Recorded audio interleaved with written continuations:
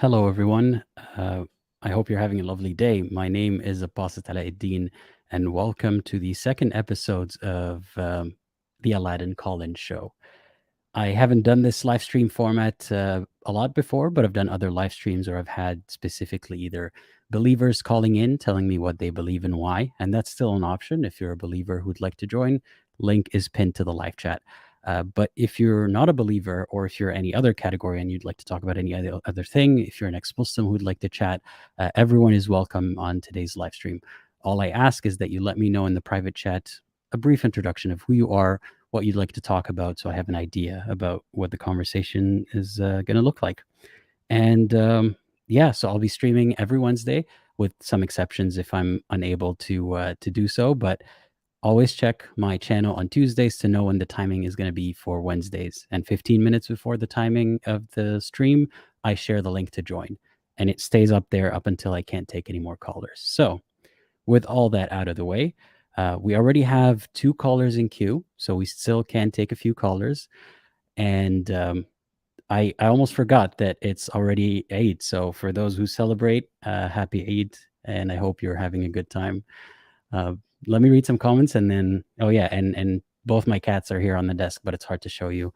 Here's one of them. Here's a poo, as always. Say hi. All right. With that out of the way, let me read a couple of comments and then we'll get to the first caller. So Sid says, "Hey Aladdin, how are you doing? Healthy? I'm doing great. Thank you for asking.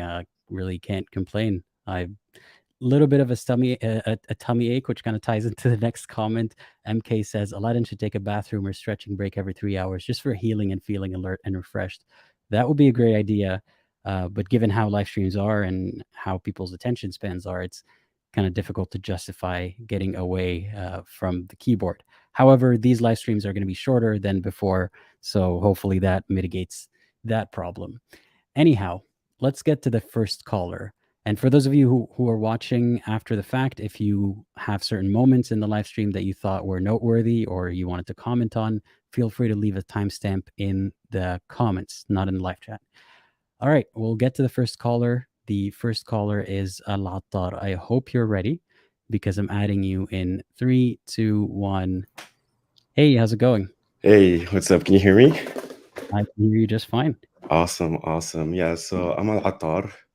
Um, I am, I would still consider myself a Muslim, um, although I do have a lot of, reservations about the religion. I really appreciate your channel, man, just because you're one of the very few, call them apostate channels that are not like, do not show any animosity towards the religion. And I feel like that's really hard because I feel like a lot of people that leave are hurt and they just want to express that with like, rage and stuff. So I really appreciate what you're doing. Um, No, thank you for that. Thank yeah, you for saying that. yeah, I'm glad um, that that's how you perceive it. yeah. What I want to talk to you about is I see a lot of, I've heard a lot of your arguments about why you do not believe, and why Mm. you're no longer a Muslim and how your journey was. And I think I'm in, going a similar journey. Uh, but I do feel that um, some of the stuff you say uh, actually is not as damning to the religion of Islam as I think you think it is. And I think, one of the things that like comes back a lot is the free will argument, um, that you talk about a lot. That if this almighty creator has written down a plan for everyone, then how can we do anything to change that plan, and why are we punished for sticking out to the plan that he's written?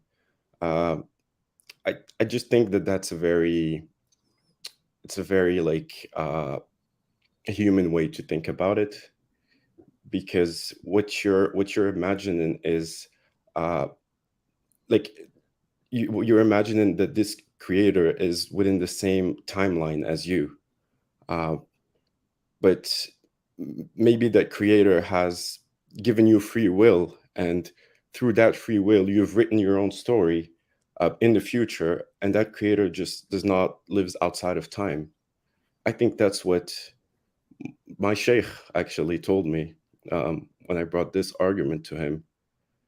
And to me, it does kind of save the religion. It does like let God be almighty and all knowing, and be he's not a puppet master. He just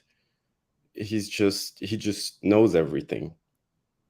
uh, and I think Islam does not go against that. I am Hafid al-Quran. I've read all of the Quran.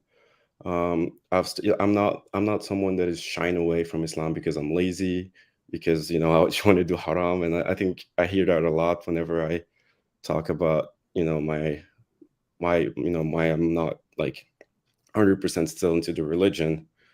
um I do have some reservation, but I do feel that the religion itself is something that is way too powerful for Muhammad to have just like come up with. This one man in 6th century Arabia. uh and even if your argument is that Muhammad did not come up with most of it, it was like during the caliphate that came after that. Even then, it's while you can find some inaccuracies, I think I think you can really I think you can make the argument of the divinity of the message. You can say that it's a message that has been slightly changed or slightly, but you can make an argument to the divinity of the message of Muhammad. And I think it can be a decent argument. And I want to So, hear your thoughts on that. uh, yeah, I want to give you my thoughts on everything that you have mentioned so far. But to clarify on the last point, you're saying that it's divinity proven by preservation, basically? Uh, Not entirely. I do not believe. Well, I do not believe that the. It's, I basically my point is that there was something divine about the development of early Islam. Um, the religion as it is has plenty of holes and cannot be from God. That I agree with you. Uh, but to say, I think to go to the conclusion that from that Muhammad came up with a fake religion just to spread some, his territory is just, I think it's just disingenuous. I think there's a deep spiritual message that came from God that emanated from Islam. Uh, if Well, that makes I have a sense. lot of thoughts about that. But Yeah, since that's the last thing you mentioned, if I don't address it by the end of what I'm saying, then please do remind me. I Um, will. Yeah, okay, so you were saying that the issue of free will, it's the way that I'm looking at it is a very human way of looking at it. yeah. Um, well, one thought that comes to mind is, what other way can we look at it? I mean, the only other way is to say it seems like a paradox to us, but if such a being that can resolve paradoxes exists, Hmm. then it can happen. But that's kind of pushing the ball down, further down, or kicking the can, or whatever the expression is. That's basically saying we're not dealing with if the paradox is possible. Now we're dealing with if that being exists and will make the paradox possible despite our human minds being incapable of understanding it. But I Um, think that's a fair point. Don't you think so? Because there's so many paradoxes that we come up like that we see in nature that to us don't make no sense. But that's because we're very limited creatures in terms of what we observe, of what we can understand, especially when we talk about this like very abstract stuff like time. And so for us, time is just like this streamlined, uh, kind of deterministic arrow that this causes this causes this. So obviously, if someone has written like a story and that story goes through time, then for us, uh, that the person, the author that has written the story, has decided the fate of every single character in that story. well, I just have to interject here. What you Yeah, said about paradoxes in nature, we may come across things that are like evidence that opposes other evidence that we found, or opposes our theory or conclusion about something. yeah, But that does happen and will always continue to happen. But the exactly. conclusion is not therefore it must be an answer that is not proven, because we don't know the answer yet. It's just kicking the burden of proof a little bit down further till we deal with every paradox in Islam or everything that we see problematic. If we keep giving God the benefit of the doubt, then we're just leaving it up to this very basic question of how do we prove that Allah not only exists as an idea, as a concept of a God or creator, but this specific one with this specific religion. And But that to me seems impossible. it is impossible. That's why it's faith. It will always be faith. It's not, up until the day that someone can prove the existence of Allah or disproves it will always be faith. But what I'm saying is that, um, just like, Muslims cannot prove the existence of Allah, you cannot disprove it through paradoxes. So you I mean, saying that, we can assume that it's not realistic or that it's not true because given everything we know, it seems paradoxical. I mean, that's all not to mention specific examples where Allah does meddle with free will, or we can see that Allah says, I specifically wrote this to happen or destined this to happen. Like in one of my previous videos where I talked about the yeah, kid that Al-Khidr killed. yeah, Um, but that, every tafsir, like everyone says that God created, Muhammad says God created him to be a kafir. yeah, but Where's the free will? okay, you can say that there's no free will, but um, would you, I'm just going to play devil's advocate here. Allah does not need to give every single, and I know that you're going to say that that means that Allah is tyrannical if He does not need to give every single human being the chance to prove Himself. But it's Allah can be this almighty, all powerful being, and us, we're just these little things that He created, and he might have predestined, he might have created someone just for the sole purpose of the story of Al-Khidr, just for the sole purpose of being in the Quran and having these theological lessons. And if he does that, it is within his right, because he is the creator. You can, just like if you sometimes you make stuff that are made to break or made to not serve any purpose, even though they're inanimate, sure, because we don't have the power to create something that is alive, but that does not, um, Allah does not need to be the all fair for Him to exist as depicted in Islam. Despite claiming that he's the all fair. So you're Well, saying Allah can contradict himself to teach us a lesson, or like to create this other class of beings, that human, the kid is not like other humans. I mean, in this hypothetical that you're suggesting, yeah, but Allah can do that and be unfair because he's not he's forced to be fair. he's unfair to that kid. But fairness in the grand scheme of things is something that is so big that you and I cannot comprehend it. It's like, But um, don't you see how that's kicking the problem down further, saying this might look unfair or this might look nonsensical, but it mhm. must make sense because God is fair by definition. But that's, I mean, I don't quite see the issue with that, because like I said, you don't have, it's like you're a little pawn in a grand, game of chess, and then you're being sacrificed for the purpose of a checkmate. So you I don't. mean, that's fair, but everyone telling us about this purpose of a checkmate is in the same pond. Like we don't actually have anyone from outer space or from another dimension or from actual communication with God telling us this. And I know you might believe otherwise if you're a believer, but I'm saying from someone's point of view, without initially submitting that Islam is the truth and everything in Mhm. it is true, on its own, it doesn't stand that someone says to believe in this point, you have to kick it further down the line and assume that God is fair despite being unfair. Right. This argument only stands if you're a believer, right? But you use that argument to not believe. Do I you mean, you see what I? not necessarily. Yeah. I One of the biggest issues is there's no actual proof to Islam. As you mentioned earlier, it's about faith, and I fail to see how. First of all, it's very circumstantial. A lot of people have that faith because of the circumstances that they were born into. I fail Hmm. to see the fairness in not only these specific situations where Allah demonstrates that free will doesn't exist, at least in those cases, if not generally, but I fail to see the value or virtue of someone like myself or someone else having faith because of circumstance, or even faith in general, as a concept. Having faith doesn't make you a better person who deserves heaven or deserves to be saved from hell. You don't think So, that Islamic yeah, faith in general has kind of put a moral like a moral framework to a lot of people?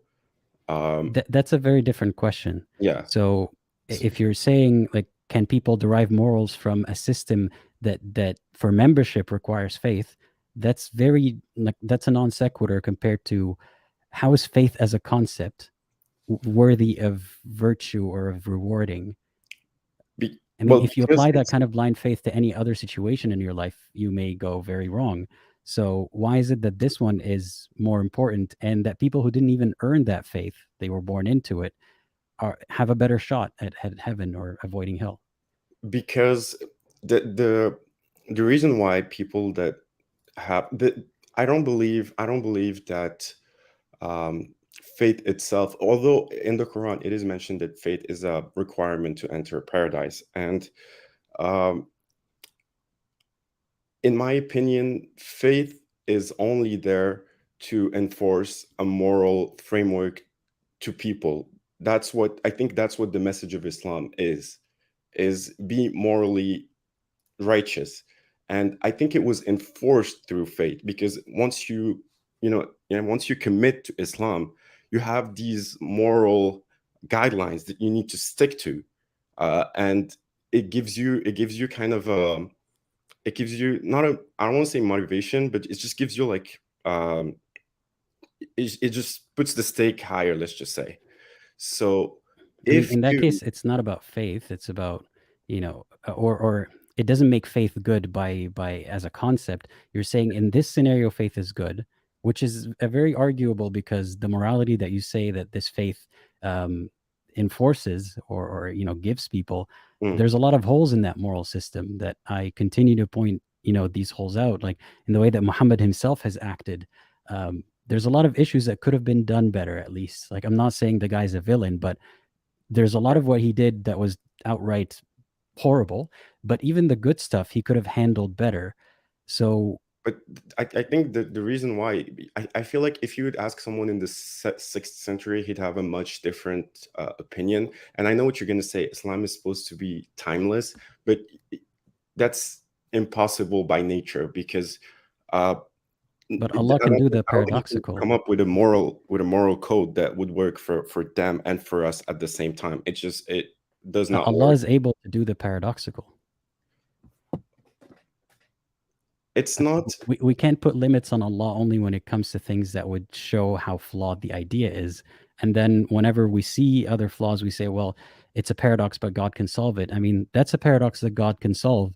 How do you reveal a timeless moral code? But I think the God's power to do the paradoxical comes within the abstraction of the Quran and how the Quran is abstract. And that's why throughout time our interpretations and our you know the moral guidelines that we take from the Quran tend to change.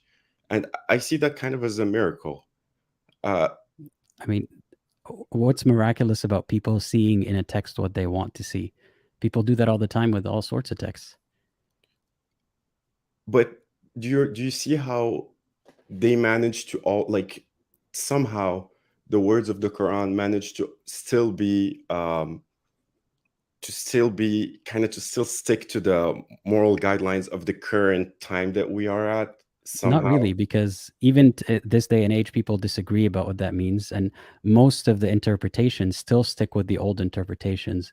And if you find new interpretations that somehow seem to align with what current Yeah, morality ideas are, that's not a miracle. That's just a sign of how humans love to see patterns and see ourselves, and see these conclusions where they might not necessarily exist. but exactly, but that's the thing. The Quran is written in a way that you cannot it's not like it's not a book of morals. It's not number one. It's not like the 10 commandments: you shall not, you shall not, you shall not. No, The there are Quran. certainly very clear things in the Quran. I mean, there are things that are very unclear, and you don't know what the context is, but there are some things that God says, yeah, this is a rule. You could do that. Well, for example, let's I know you don't like to go into like these very I don't want to say graphic, but this very like touchy subject. But we can go through like sexual slavery or ma malakat aydiyakum, which is mentioned in the Quran. Ma malakat aydiyakum just translate to what your hands own, and then that's what's written in the Mus'haf, and that's what's given to the next generation of millions of people that are going to take that Mus'haf and try to interpret it. Now, in the 7th century, some guy read that and thought, "Ma malakat aydiyakum" means what means, slaves, and like There's a lot more clarity to it than just saying what the right hand possesses. I mean, there's a lot of specific things that Muhammad himself did. I don't know if you believe in the I don't Sirah believe in and the the hadith. Hadith. Yes, That that's even dismissing all of that, it's hard to argue the devil's advocate position that Allah meant something else but what your hand possesses, and people misunderstood it for over 1,000 years, only for others to then make them realize humans have value. You can't just sleep with a slave. You can't have a slave. Like that's just that's too charitable of an interpretation, and also it could be worded better. If people misunderstood it back then, if I can write a verse that could be better than that nobody in the 7th century can misunderstand and accidentally enslave humans, then I could do better than but Allah. that's my point. If he writes it clearer, then it becomes very literal, and if it becomes very literal, then it goes But back it to you has been cannot. very literal. It is very rarely literal. I feel like I mean, it's been, over 1,000 years of slavery. It has been literal. sure, because that's how you interpret it. If you It's if it's you not think about this, me interpreting. Like people have interpreted that way and acted on it. If I could have written it better to be literal or not, I mean, why is not making it literal a priority here? Why does it have to be vague? for the sake of immoral morality, for the sake of uh for the sake my opinion is that we as human mature, we grow, we learn, we're getting better over time, not just in terms of science, not just in terms of medicine, but also in terms of morality. And I feel like the Quran is the ultimate, mature product. And I feel I like mean, if you see in it whatever you want to see in it, Mhm. then what is the point? Like you can have blank pages that humanity writes into the latest version of morality, and that would be even better than the Quran. How could blank pages be better? I mean, what you're saying is the Quran is vague enough that whenever we achieve better morality systems, now we can see it in the Quran. Yeah. But the Quran, in that process, if that is even true, there are many people who so-called misunderstood such Hmm. verses, that vague verses, and caused harm. If you had blank pages and left people to figure out morality, at least then, like they wouldn't see, yes, you can own a slave for 1,000 years before they overwrite it. Oh, I I see. mean, That's if it's just a mirror for humans, like for humanity's morality, then it can at least not mislead them in the process. I just I again, and I know this is gonna sound like a bad argument, and I agree with it. I just feel like in the grand scheme of God's plan, we're not we and I know that if you say that, then that would just mean there's no difference between saying that and saying just blindly obey what was given to you because you're too stupid to understand. I understand that point. I understand that point. It's just that you saying that does not change the fact that there could be a greater plan, and that uh we could we could be just pawns in that greater plan, and we could just go somewhere. uh and if we were to follow the guidelines outlined by this particular religion that again has some very very uh beautiful stuff, and I think no one can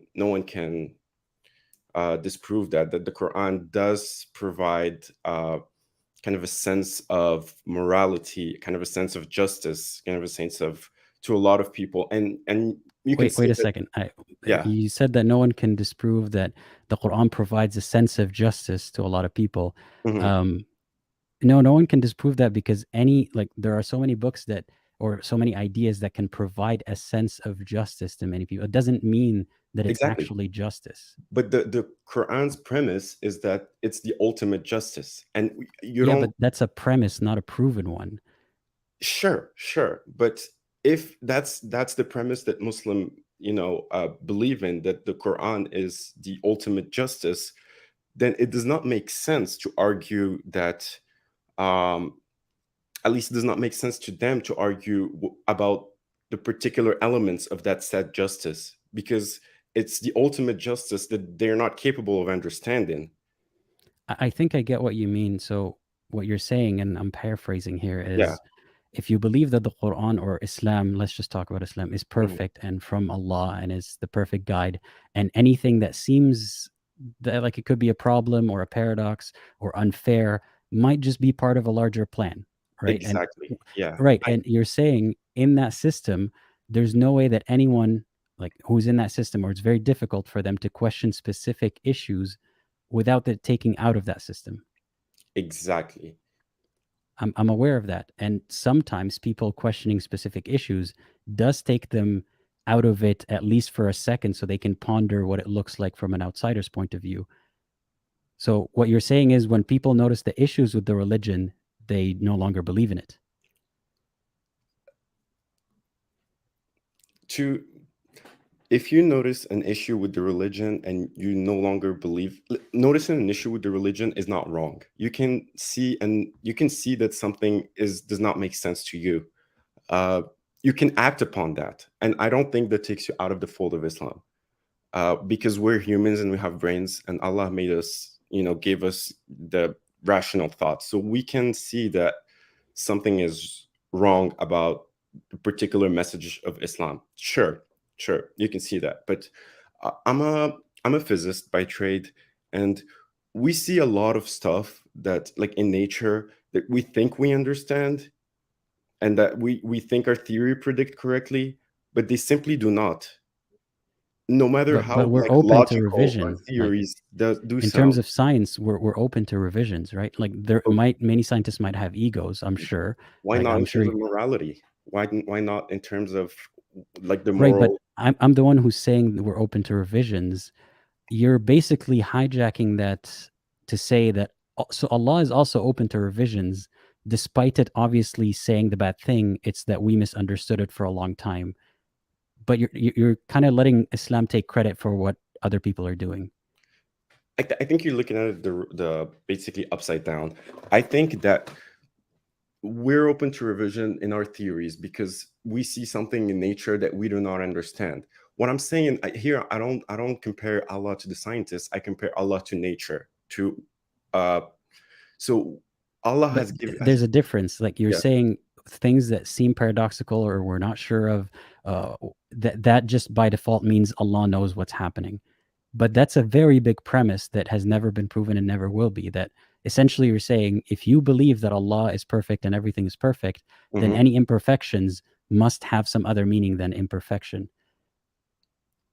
And That's what you're yeah, saying sounds exactly like this what people who are believers of other groups and other dare I say, even like I was just watching a documentary about yeah. a cult. They say the exact same thing about their force or leader or whatever entity it is. It's if you believe, then these problems are just stuff that it's outside of your control to understand. But um, while I do understand how you do not, how you feel that that argument is, um, like, is not right to you, um, that could it very well only be like the it case. only makes sense if God did prove itself to exist and proves that all of this is from it, and then I would still be left questioning.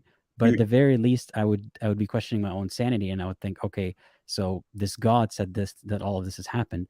But for now, it makes it seem more like, okay, so the story is a little bit incoherent because no human has gotten it perfect so far. you don't So believe that your very own existence is kind of a proof that God exists? which God? What are we talking about here? A God. I'm not sure, but even if I assume there's one or more creators, so to speak, I Mhm. get nowhere to closer to Islam from that.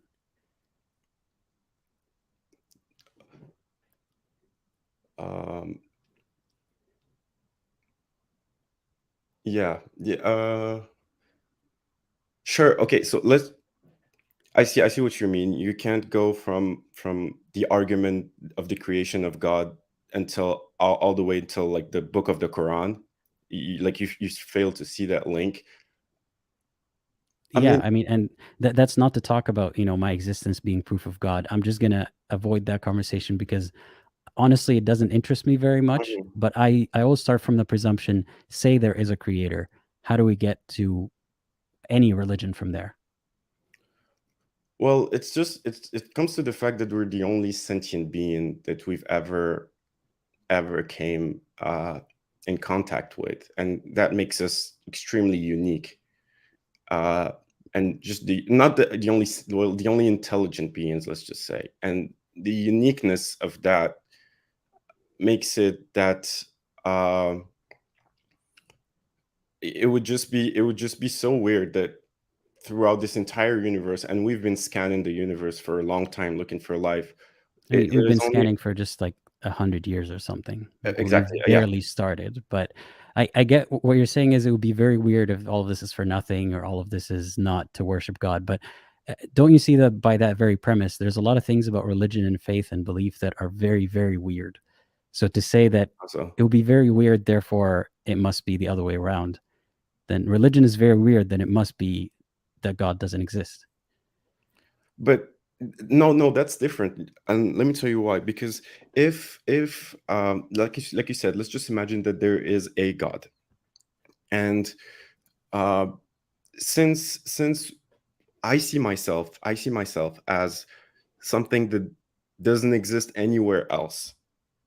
And I see myself as the only being that is capable of worshiping God. Because what other, Wait, I don't want you to say, can't insert God before you've arrived at how that God needs worship. Like that's a characteristic or wants worship. We're just assuming that there's something that made us. We don't know anything about its purpose, its motivation, what it wants. God does not need worship. I think worshiping God is something that we do for ourselves. Right, but how did you arrive there from we exist and we are unique to then why would we not worship God? Like I'm trying Because to take the steps. we're the only we're the like look how amazing we are. We're made of atoms. We're stuff that can admire other stuff, that can see other stuff, and that can understand other stuff. We're like a weird rearrangement of stuff that makes us somehow capable of kind of admiring the creation of God. So I feel that in that Wait, way, wait, wait, that is wait. our I have purpose. to pause you there. Yeah. To that we're only like you were saying a lot of things that made sense to me, or that I agree with. Even that Mhm. it's amazing. We're just made of atoms. How did this all happen? And then Yeah. you inserted God into it. But I need to arrive at like the whole worshiping or admiring God. Who said that that's a criteria or something that God? You said doesn't want, and that's Muslims always say God doesn't want that, but that God appreciates or We counts or anything. it's not admiring God, it's admiring God's creation. Or That's anything that has to uh, do with God or admiration. Like, how did we get to that? From how weird it is that we're the only ones that can think and talk. because we're the only one that can do that. Like there's nothing. I feel like that's our Right, only I'm with purpose. you that we're That's the our only only ones that purpose. that can communicate, but that can do that. Like that's a weird premise that made its way into what you're saying. I don't know how it got there. I'm sorry, like what the fact that we're the only creature that can actually do that efficiently. I'm sure cats and dogs can still see stuff and can still uh I mean, appreciate we're stuff. the only creature that can have a divorce. What does that mean about God? Exactly. It means that we're the only creatures that can interact with stuff in a way that has free will, in a way that is like we get to decide. We're not like a star that can just sit in the sun and burn. We're not We're very different and unique from everything that we've ever measured or seen. I'm with you exactly. up until that point. But what does that have to do with, therefore, like you say, therefore, we're the only ones capable of worshiping or appreciating God's creation? Yes. Um, Or just yeah, but what does that have to do with anything? Like there's still a big if there. If God exists, if God cares about worship or admiring of his creation, mhm, then we would be the only creatures able to do that. exactly. That's a big if, but we're trying to deal with many ifs so far, that if Islam is true. So how do we know if Islam is true? You say, From there, because we exist, right? y- Because we exist, and then we're the only ones capable of admiring God's creation. But that's an if that put in like implicitly that God exists and cares about admiring his creation. yes, and well, like you said, we already assumed that God exists. Um, Right, but we didn't assume that God wants or admires or like any of the other things that you said. How do we yeah, assume that? so what would be the alternative? The alternative would be that we're just a very weird rearrangement of matter that just happens to be able No, to you're looking at it contemplate the from a very creator's human creation. point. Huh? Like you're looking at it from a very human point of view, right? Because humans, and this is another theme that I see in the Quran a lot or in Islam in general, Mm, humans, some of them crave worship and attention and admiration and mhm. servants and all the kind of stuff that we're promised in heaven. God is basically the ultimate human on steroids, right? So Okay. you're seeing characteristics in God that may not necessarily exist. I mean, who's to say that God needs worship or wants worship at all? Yeah, We don't know the alternatives. but I think me using the word worship was wrong, and um, I think me also, like, at least at this point, and admiring was also wrong. Let's just say that we're the only stuff that can appreciate, and appreciate not in the terms of saying like, wow, this is amazing. It's just we can give it an appreciation. Uh, we can look at stuff, and we can use our free will to decide what to do with it, and that's just our sole purpose. Not I nothing mean, else in the that's universe. another premise about Yeah, free will, but we're not. I'm not going to challenge you on that one. But let's assume that is true. We're the only animals or creatures that can have free will and do things with that. yeah, How does that tie into? Therefore, we must worship this one specific God. because that's the only thing we do different from all the other stuff.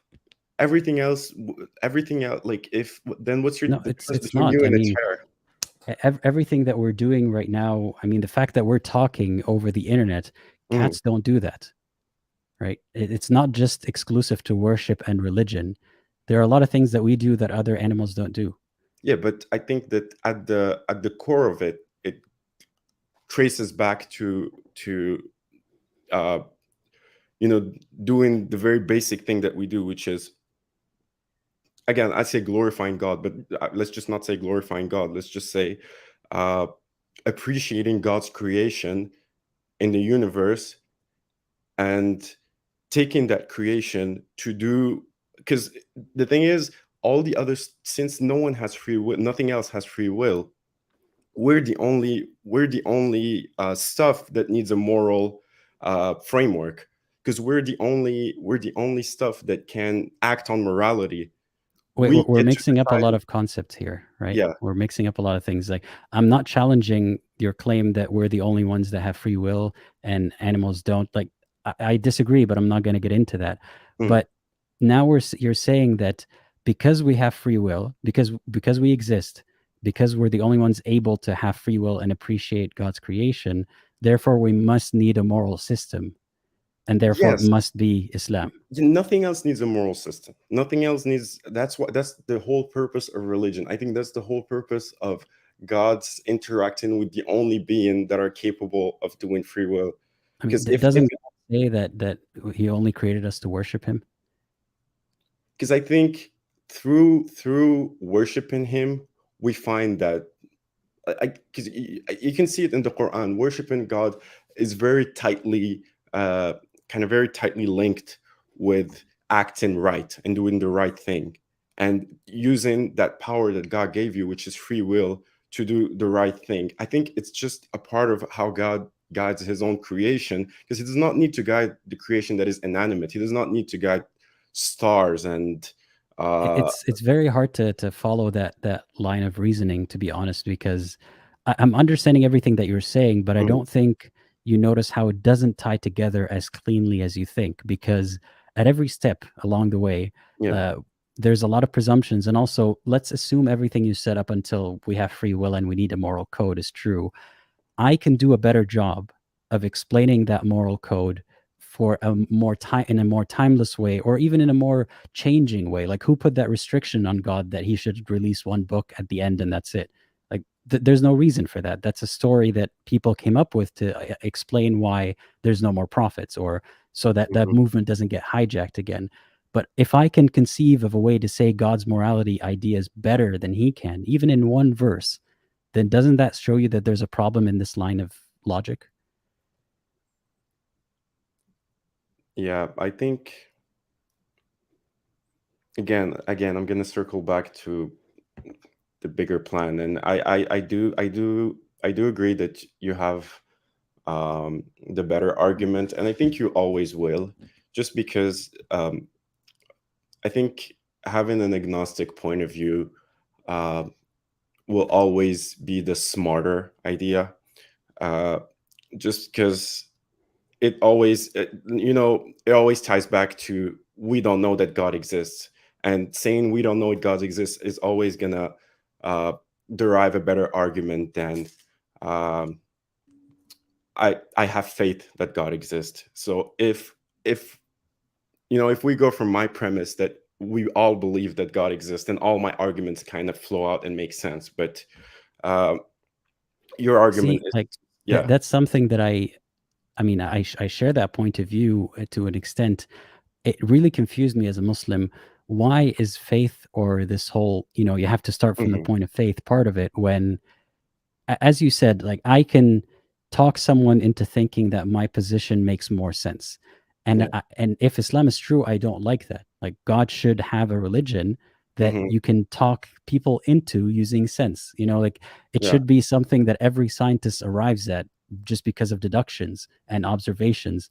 So it doesn't make sense to me that the basis of fairness, in this afterlife, is whether or not you have faith.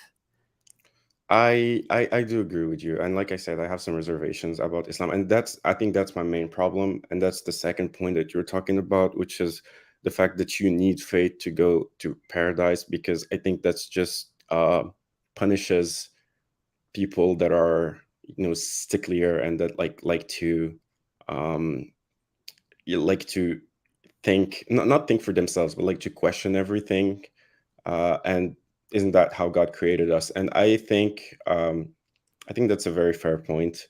I ultimately do not believe that God will punish uh, those that have not those that did not leave Islam out of malice, or out of laziness, or out of um, out of them. Let's just say for themselves. Um, it's just that to me, there's a very spiritual aspect of it that cannot be put in words, uh, and I think it's the one little thread that keeps me linked, and will probably keep me linked to the religion my entire life. I Have just you tried to find spirituality in another way? um like I even if Islam is not, let's and it could very well be the case. Actually, I'm a scientist, and if I was to use my brain the way I would use it if I was to write a proof or a research, or I would say that God likely do not, not God, but like Islam likely is not true. But I genuinely believe in the existence of God, and um, like you said, I my parents taught me a very different version of Islam than uh, the one I learned when I started to research the actual religion. And even though I was a Hafid al-Quran, I never studied fiqh. I never went through the jurisprudence aspect of it, and that's where a lot of the questions arise, is when you go through all those books. Uh, but the version of Islam that I was taught does does kind of insist on a very strong link with God, and I do feel like I actually genuinely do feel that my prayers are heard, and uh, that the way I communicate with God through the religion and the practices that are outlined in Islam is a very effective way to uh, have a strong spiritual link. And I think you can have your reservations about Islam and still hold on dear to that spiritual aspect, because I think that spiritual aspect is something that something that can help you a lot, and you really do feel the existence of a more powerful being. At least I do, and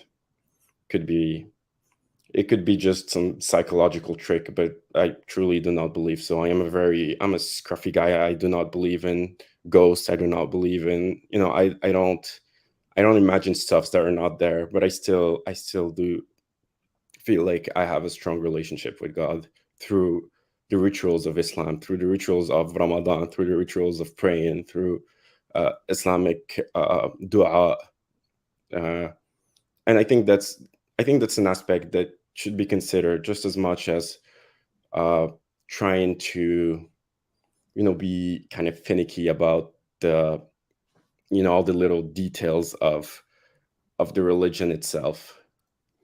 I mean, I understand where you're coming from, and I hope that as long as it serves you well and it doesn't harm you or anyone else, then more power to you.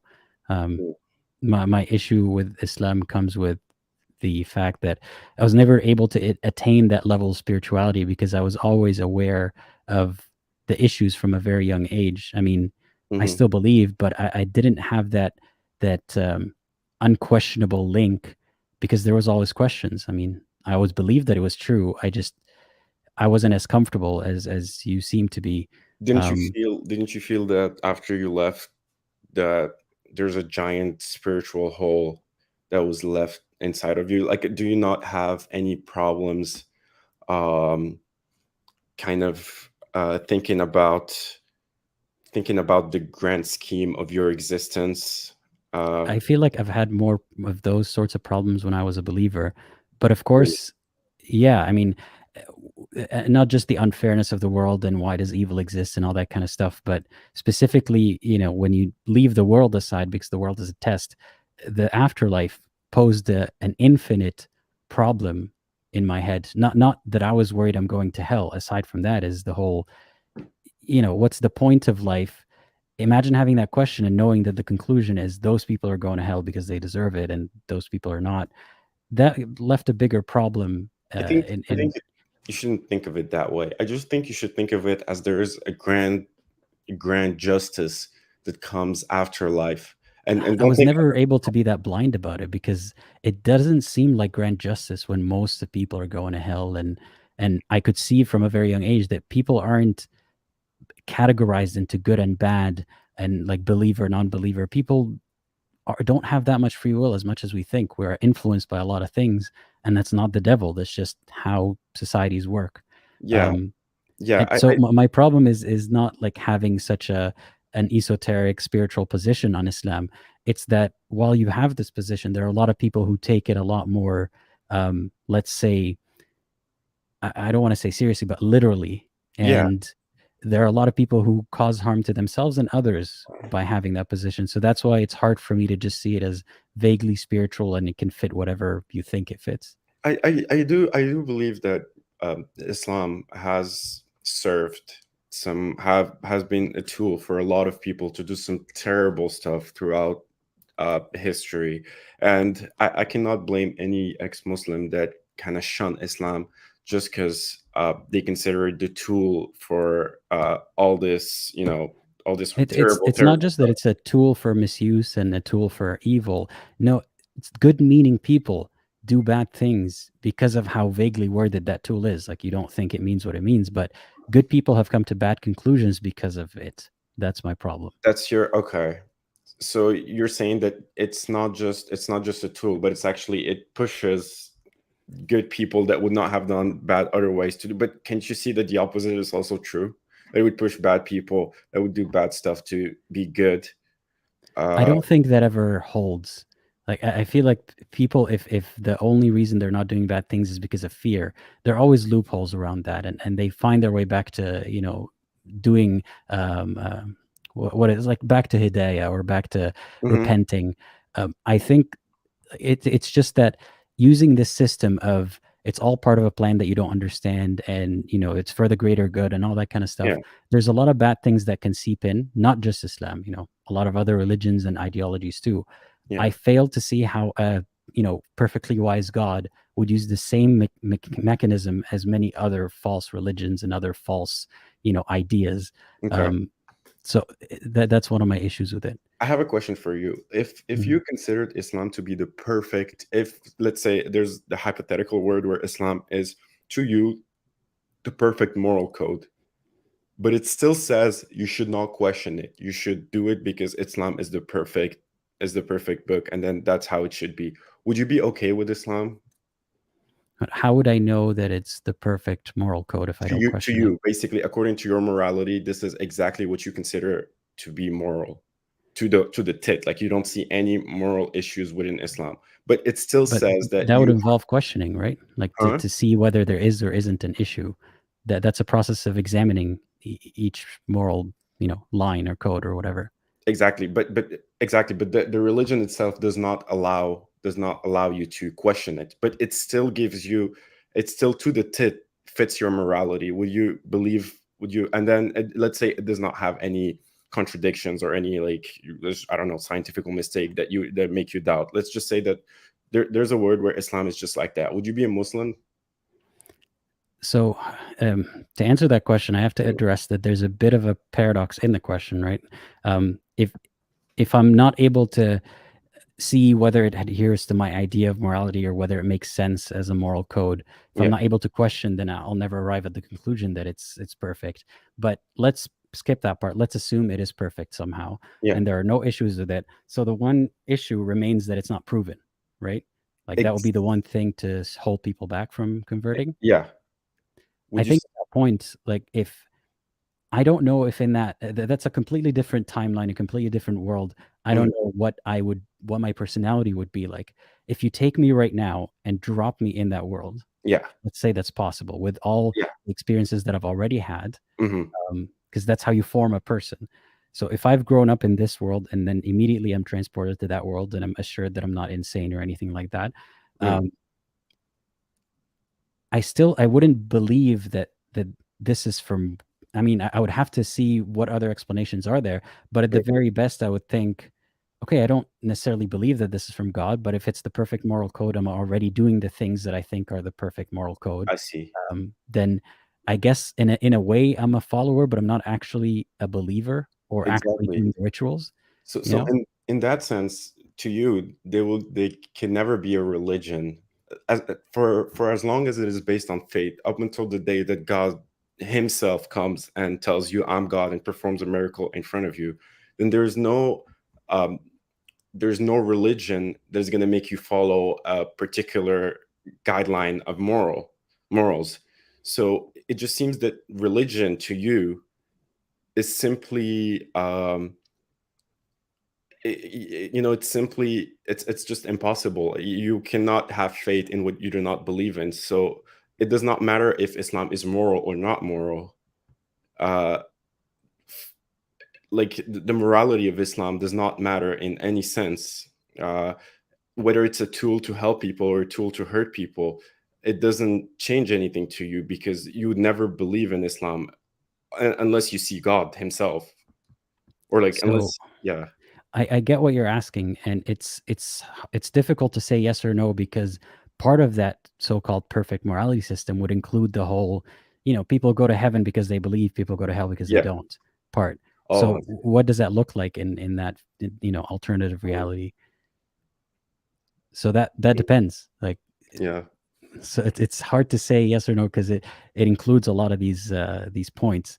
yeah, Um, yeah, I think a perfect God, a perfectly fair God, understands that the creation, humans that he made, understands how they think, understands how they're influenced, whether they mhm, have free will or not, yeah, and wouldn't put value on punishing them or rewarding them for giving it attention or admiration. I don't see yeah. how any of that is perfect in I any agree with you. sense. I agree with you. Yeah. I very much agree with you.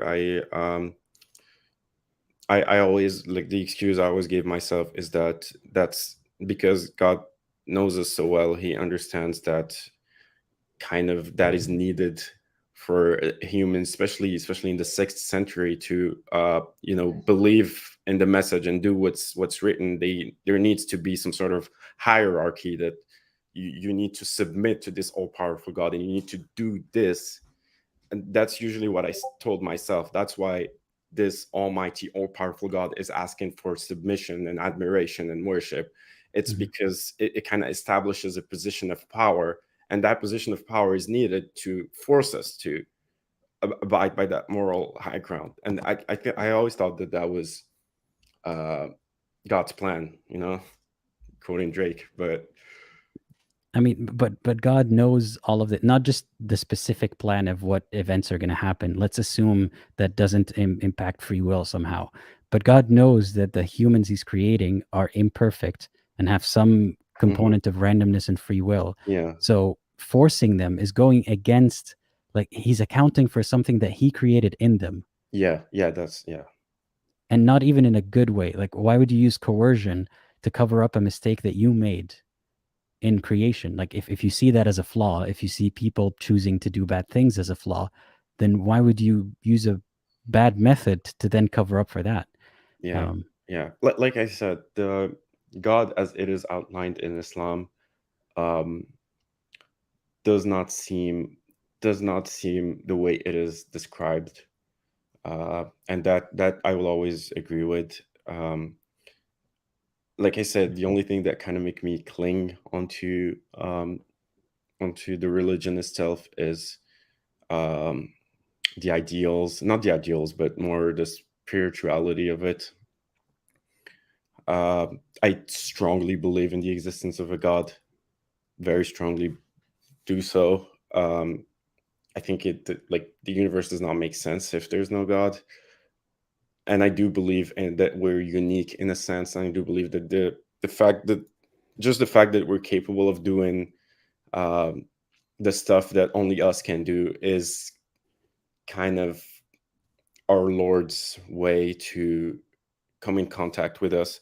But I genuinely truly understand. I do not think that when I'm gonna die there's gonna be a God that's gonna take me to hell or heaven. um i think that's I think that's a very, very human way to think about it. We don't see that in nature. There's no justice in nature. Justice is a very human ideal. There's The universe does not show justice. It's very proper to life. But I do think that the rituals and the spirituality that is outlined in Islam is something tangible, something that, at least to me, will change your life. Which is why I will never argue with a Muslim trying to change his mind about Islam, because I do understand that for a lot of them this is important. This is a big big part of who they are, the spirituality aspect of it.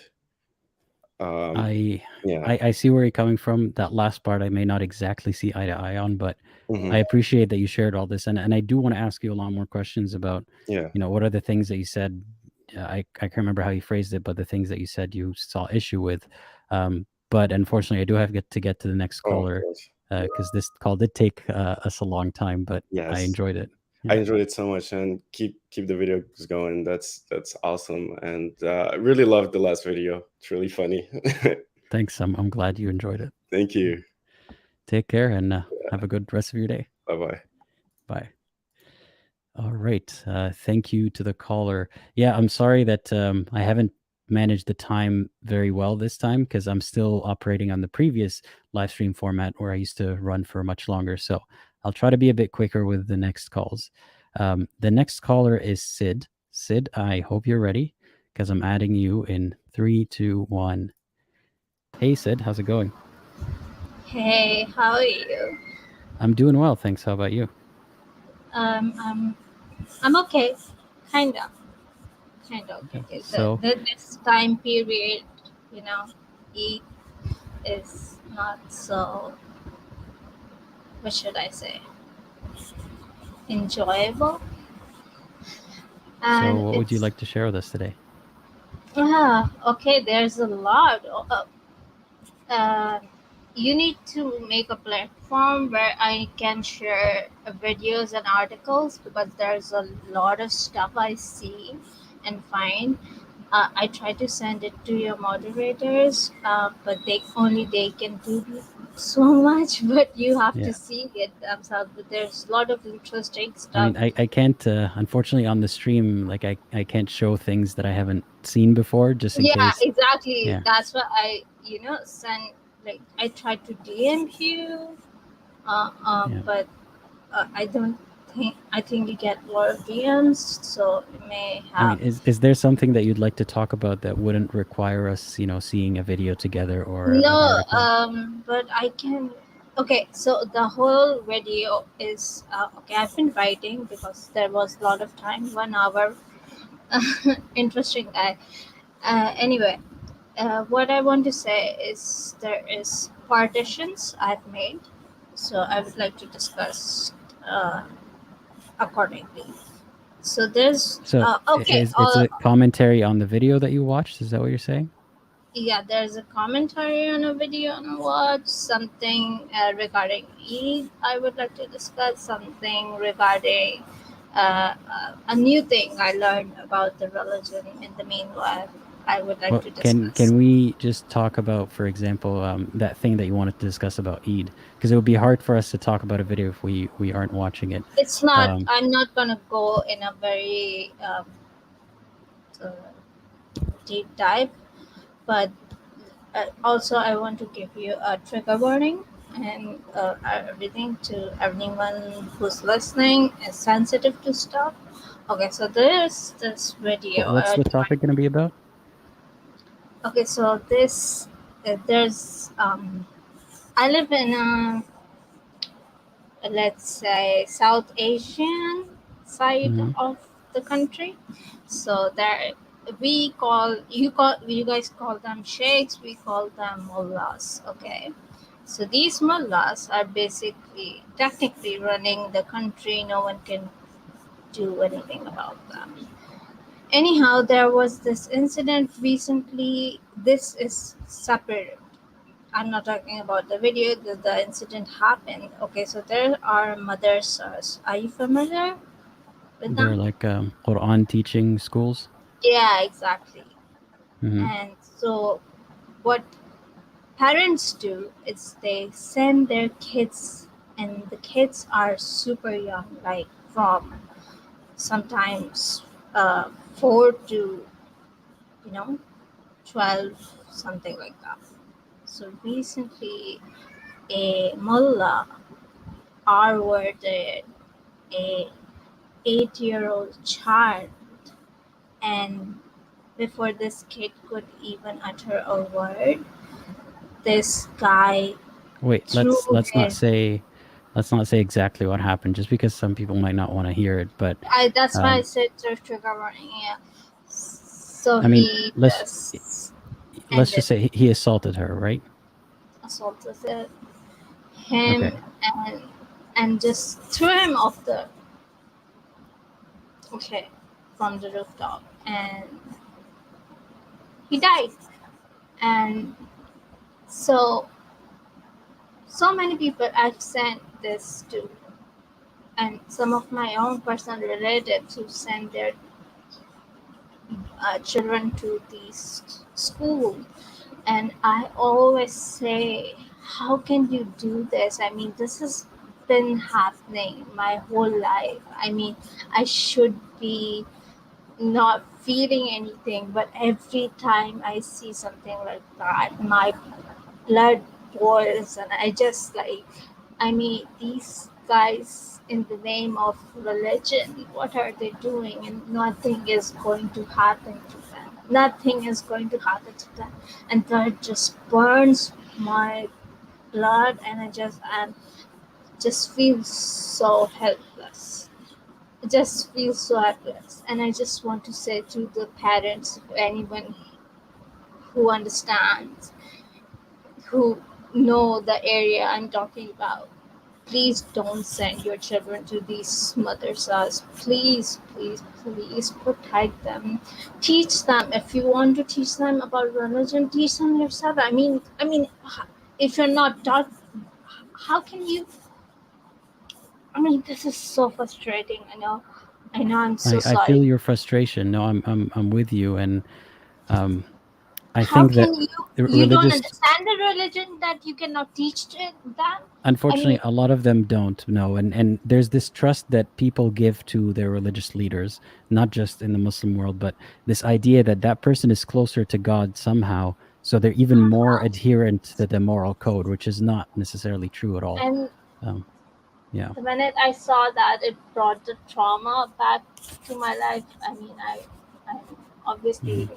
I left it, but uh, I was forced multiple times to get married, and all of them males prospects, they look like those mullahs, and I had to fight with my nails and claws and everything, my blood and sweat, and my family hated me because I didn't marry, because all of the proposal were these kind of men, and I knew what these kind of men want and kind of like their mentality. Oh God. And it just sent me back to trauma of that thing. But what I want to say, don't send your children. I mean, even though I had heard the news my entire life so many times, it just, the minute I saw it, I wanted to cry. I didn't know what to do because I couldn't do anything, because I'm just so helpless in my country. I cannot even tweet uh, or write a Facebook status because people will attack me. The minute I will say something against these so-called uh, representative Dawah men of Allah, I mean, what kind of Dawah is this? Is this Islam? This is your Dawah? Because this is not the first time this is happening. This is I not really the hope first. that people in whether it's the Pakistani or Bangladeshi or whichever community you're talking about, I hope that the rationalists among them and the secular among them and the irreligious among them will gain some power and hold these people accountable. I hope it's not as much of a Nothing lost cause as you think. happens. I Nothing know, but it's give it time. Like it's things are changing. I know it's not going to happen right now, and I'm sorry for all the victims that are already suffering and will suffer in the future. Um, but I can promise you, change is happening. It's just not as at the pace as we would hope. And the worst thing is they hide the face of the culprit and show the face of the kid in the news. And I'm like, what the? I mean, I just like, I cannot openly oppose it, and I'm so frustrated. And right back, I think, what if my parents would have succeeded in marrying me to one of these, you know, Dawa I'm people glad you're who are not stuck in that hurting. situation. I'm glad that you're not there. I kind of am stuck in, but like they cannot force me anymore. But uh, the thing is, I'm so glad because either I would have take very strong measures. Mm. And the whole reason my family basically denounced me because I did not marry. And my dad used to say, the guy before who was saying he's you know memorized Quran by heart. And so my dad used to say they get like 11 free tickets to heaven, one for themselves and the rest for their family members. So he would force me to see, if you marry him, you would go to Jannah and we will go to Jannah. And I was like, really?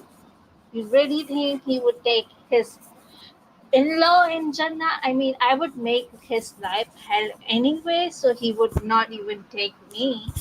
But anyway, so I now hope you're not forced to do something like that. I'm really sorry that you're in that situation. I promise you that change is happening, just not as fast as we hope. And not in I want the to ask you, like, area where is there is there a way that you can channel your frustration into something creative? Because I know how suffocating it must be to not be able to talk about it, to not feel like anyone understands around you. well, thanks to your channel, I kind of get to meet, like, I met a couple of people and who are super nice. And sometimes when I'm just having a panic attack, and I just found this one really wonderful person who introduced me to another wonderful person, and one day I was just having a panic attack about Eid, and I DM'd her, and and she was like so nice to me, and I was like, she's a complete stranger. My I'm really happy to hear that. Yeah, Eh, and thanks to your platform, no one else's. And I am in, I have thanked you before, but I don't expect you to remember. Of course, it's not. I've been missing from a scene for a while because I was not feeling really well. Anyway, but okay, I'm not gonna take a lot of time about myself. Anyway, Eid is a very miserable thing for me because my family locks me up and they throw a feast because I because they don't like me and they don't consider me as a member of their family. So basically, I'm in one room, and the where I am, everything is so public and it's disgusting. And I don't want to go into details of the last. I'm just going to discuss the I'm really sorry that that's your experience with Aid. Yeah, I'm locked today. From today 6th, I'm locked till next. Whenever they're throwing feast, I'm not allowed to show my uh, what do you call it? Um, you know, it just villainized face, the vexen face, the I'm glad that you have reminders that that's not true, right? That you talk to people, that you found people that you can relate to, and I hope that you can also find a way to channel that, if possible, I write a into blog. yeah. I Tell us write a more. blog, yeah, and I try to like help people who are going, who went through the same thing as me. Like, so I try to help as much as I can because I feel sometimes so helpless because I want to do more. Okay, so the previous call took a lot of time. Okay, so the last thing is I'm gonna say, okay, the video. It's graphic, some should stop me where I have to stop. So Yeah, there, I don't know if we not just have the time for it, but I don't know if I'd no, be able to it's say just I'm anything gonna about be it. very brief. It's I'm just gonna be very brief, very brief. No, Uh, if it's a graphic thing, I really prefer not to talk about it unless I know not just what's okay, happening, just but what I'm going to say about it, because I don't want to just give people very terrible okay. news So and move on. okay. Yeah. I suppose we can leave it, but I really wanted to share it because it's a hilarious and it's so demeaning to the woman in Islam, the believing woman. Even this mullah is giving a sermon where he is, it's just a summary, where he say that your wives and girlfriends, whatever, they are whorish and sorry, bad word. There are the worst kind of woman, the ugliest woman. Even your wife is the ugliest woman. Just imagine about the horrends I don't know, 72 virgins. I don't know how many there are. Just imagine about, and he describes them so graphically. Oh my god, my Mm. I suddenly turn very violent whenever I see these kind of things. And he was describing them like it was like soft pornography basically. And he's like, imagine that and just forget Mhm. the woman you have in your life.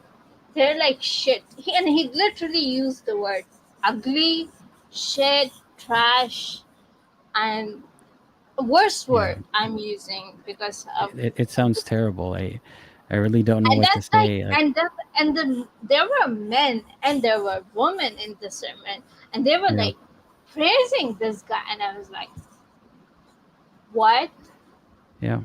I'm what not is surprised happening? anymore. Yeah. And this is they say is Islam. This is the religion of uh modesty and oh my I'm sure god. a lot of people would say that's not real Islam.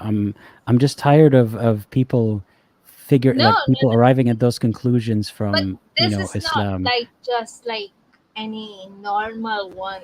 He's a big one of the No, big I ones. understand.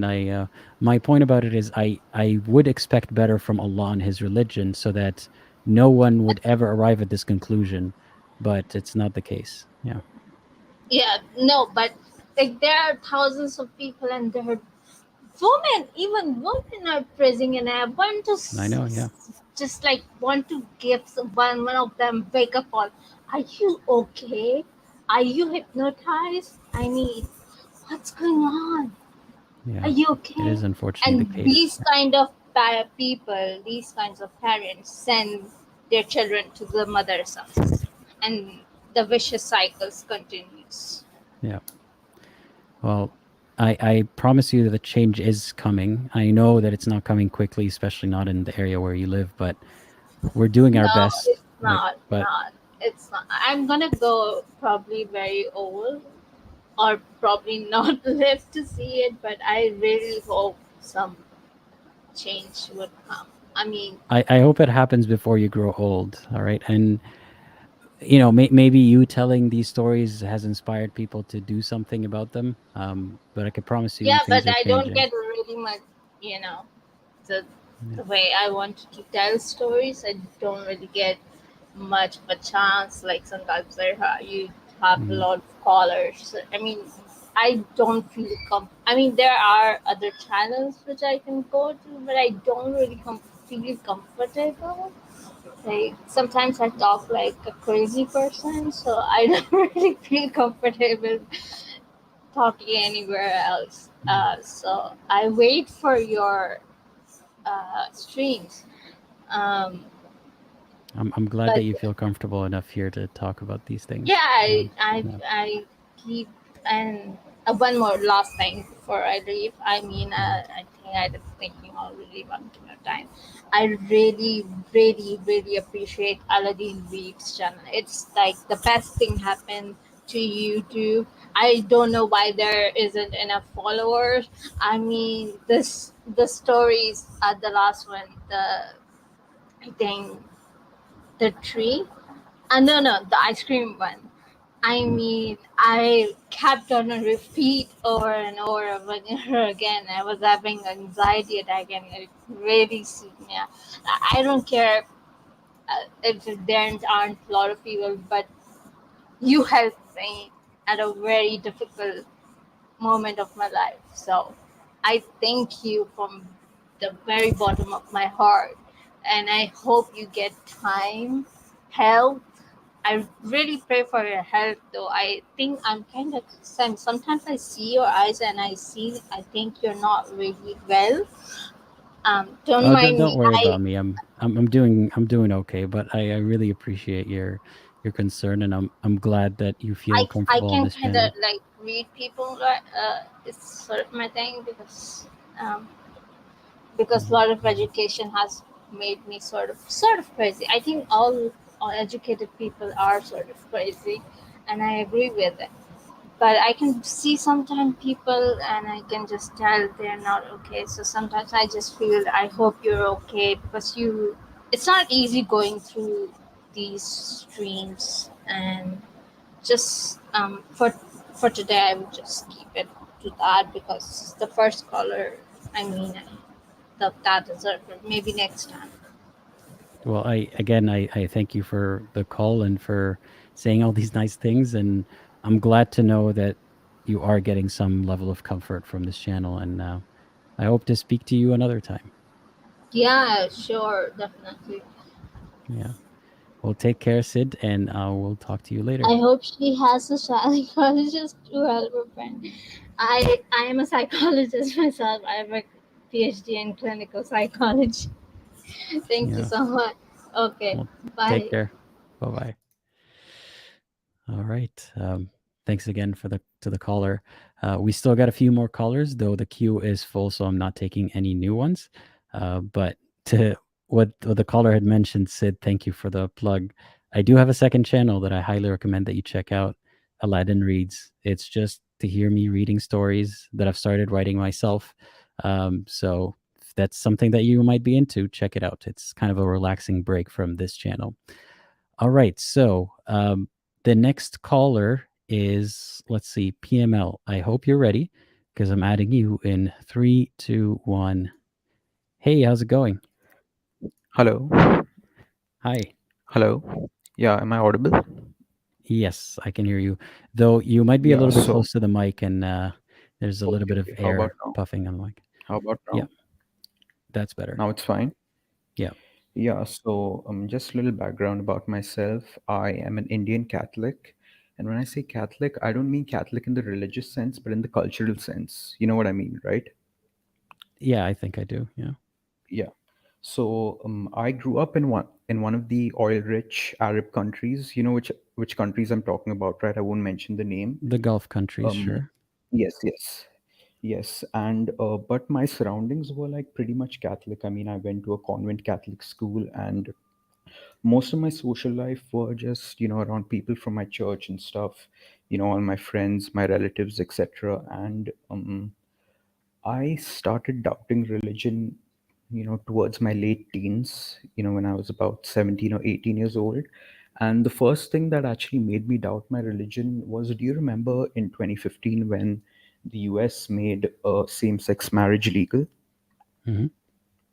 Yeah, I think so. Yeah, so at this point, a lot of the people around me, like my friends and a few of my family members, they, started changing their Facebook profile pictures to the rainbow and stuff. And to me, this was like, guys, this is a sin.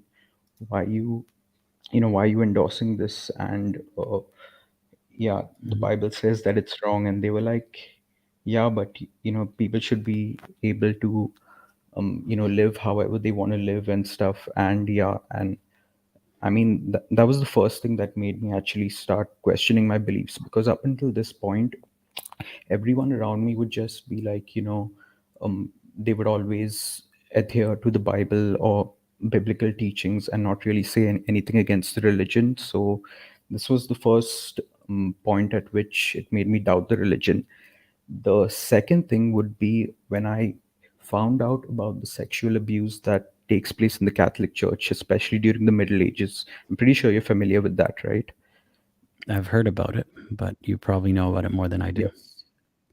Oh, yeah, because, and something that really pissed me off was that, I mean, I grew up, you know, I was a big part of my life was in the church. I used to do the altar service. I used to attend mass every Sunday, and not once had any priest or any of our teachers, our religious teachers, mention about this issue that happens in the Catholic Church. And fortunately enough, the church that I went to, like a lot of the priests were good, and the people around me were like very good, and I'd never like I used to always think that priests were these people who were like closer to God, and their chances of getting into heaven were really high, and they would be the last person to engage in something like this.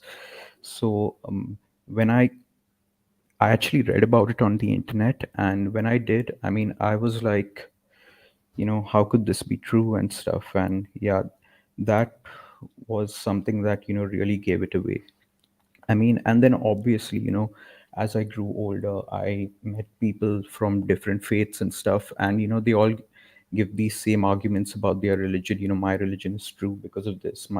My religion is true because of that, and stuff. And tell me if you agree with this or not. But I feel like at a certain point, it kind of becomes obvious that most religions are man-made. I mean, that's how it seemed to me, that if the only difference between my pitch to religion and the other person's pitch is just, the names of the gods and so on, um, it just seemed like it's not a good way to determine which one is true or if any of them are true at all. So I would have to really believe in the special pleading fallacy of mine is true because it is, but everyone else who uses the same arguments is wrong. So yeah, I saw it that way eventually. Yes, I honestly think that most, I would say, sane adults are, agnostic or atheists, but they are like scared of saying it out loud because of the backlash, because they fear the backlash. Do you agree with me on this?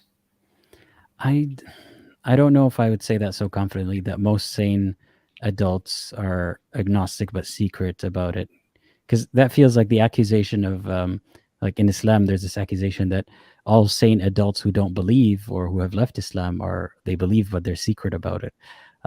No, I think there's a lot of reasons that people can believe something even though they're sane in every other aspect of life, but only when it comes to a certain belief system they can have blind spots. So there are definitely a lot of people who just are quiet because they don't want to stir the pot. I I agree mean, there. I too come into this category because, see, because the church has been such an important part of my life, I can't really leave all the tradition behind. I mean, I still go to church. I still, whatever, say the prayers, even though I don't believe in whatever I'm saying, because it kind of gives me this sense of comfort. I mean, I don't know if you've heard church choirs before. I mean, they sing really beautifully. So, that is one reason that I actually go to church, just to listen to the choir. I can understand that. Yeah. Um, Especially if, from what I'm gathering from your story, the things that bothered you about religion were not necessarily things that happened to you, but things that you've heard about or read about, right? Yes, and I would, yeah, and the fact that they actually tried to hide all of this from us, Mm. like all the flaws of the religion. And yeah, and so the reason I actually called is because I want to talk about certain problems that I faced after I stopped believing. Like there are certain things that bother me. Yeah. So can I start? Yeah, for sure. Yeah, so the first thing would be not being able to pray myself out of bad situations. Like when I was religious, each time I thought I would do badly on a test or I would fail the test, I would just say a few prayers, or, you know, just if there's something bad that's going to happen, I would just pray out of it. Now, once you stop believing, you realize that there's no correlation between your prayers and the outcomes of certain events, right? So that is something that, yeah, I something that, like, it's a little hard to accept that you can't pray yourself out of certain situations, especially I when mean, you it's when you've it's a been doing for placebo, so. right? That you miss having. Like in the past, the placebo used to work because you didn't know it was a placebo, but now you know the truth behind it. So you could try to pray, but you won't feel the same way. But have you considered that when you pray, you're not actually, that you're not actually changing what's happening, but it Yes, basically yes. puts you in a positive frame of mind where you're trying to see, like, make excuses for God so that you can see that the prayer came true one way or another. So, I and I'm believe not that saying that as a medication negative has thing. the same effect too, right? I don't know if medication necessarily does that, but Yeah, you could meditation, still have meditation. that, No, like not medication, meditation. meditation. That could be one approach. I mean, if you instead of thinking, I'm in this bad situation, I can't change it with prayer, you could start thinking, well, what good came out of that bad situation? Because it's the same exact equation as before. You just see what's a good thing that happened, and before you would have thought that God made that good thing happen, but now you see it's just an outcome of the bad situation. So it's seeing the glass half full, basically. Yeah, yeah. I'll move on to the next one. The next I one mean, would be I hope accepting. that helps. Like that one, Yes, if yes. I know that you can't Yeah. change things with prayer, but try to see the good things that came out of it. Oh, okay, all right. The second thing is accepting the fact that there's no afterlife. I mean, sometimes, again, you just wake up and, be like, what is the point of all of this? I could just, you know, like suicide and stuff. I mean, not suicide. I mean, how do I explain it? Yeah, it's basically once you're dead, that's the end of it, and there's nothing really you can do about that. We give our own meaning to life. We create meaning, and yeah, and there's no ultimate purpose of life. Hmm. I believe that. I think I watched one debate of yours with this guy called Adil, and he kept pestering you about, what is your purpose in life. Hmm. That was really funny. I mean, Yeah, it's sad to see him struggle that way, but it was still funny for people to yeah. I watch that mean, happen, I some people suppose. can't Yeah, really accept that, right? Because like yeah. no afterlife, you know, But and you stuff. also feel that way sometimes, is what you're saying, right? Yeah, yeah. Yes, I do. Well, Yes, yes, I do. have you found a purpose in life? Well, currently I'm struggling. I'm unemployed, so yeah, I just try to find meaning in, doing these small things like the dishes or cleaning the house and stuff. So yeah, I still am yet to find a purpose. Still struggling with that. There's something funny about that. Um, there were days when like there are still days to this day, but say I'm employed full time and I'm working all the time. There are dishes, there's things that I wish were different that I don't have time for, and I feel unsatisfied. So it's funny how the human mind will always find a thing to see as imperfect or a thing that's unsatisfactory. So the grass is always greener, but it's good that you're focusing on the things that you can't change and then deriving pleasure from that. That's one way forward. Oh yes, and would you say that you're afraid of dying? I, I don't know if I would say I'm afraid of. I would rather not die, but it's not something that I think about all the time. I mean, every now and then it hits me the realization that I could never return to this apartment again. If that happens, what's going to happen to my cats and so on. But I don't spend a lot of time, thankfully, thinking about it. Not that it's a voluntary thing. I've just been lucky to not always fear it all the time. I hope to not die anytime soon, but I know it's happening. Is that Oh something that yeah, you and fear? kind of. I mean, like it's just I yeah, I mean, being a like when you're a religious person, it's like even if you die young, people think that, oh, you're going to heaven, or you're going to a better place. And now if somebody dies young, or they die, yeah, if somebody dies young, then it's like, why did that happen? Why did God let that happen?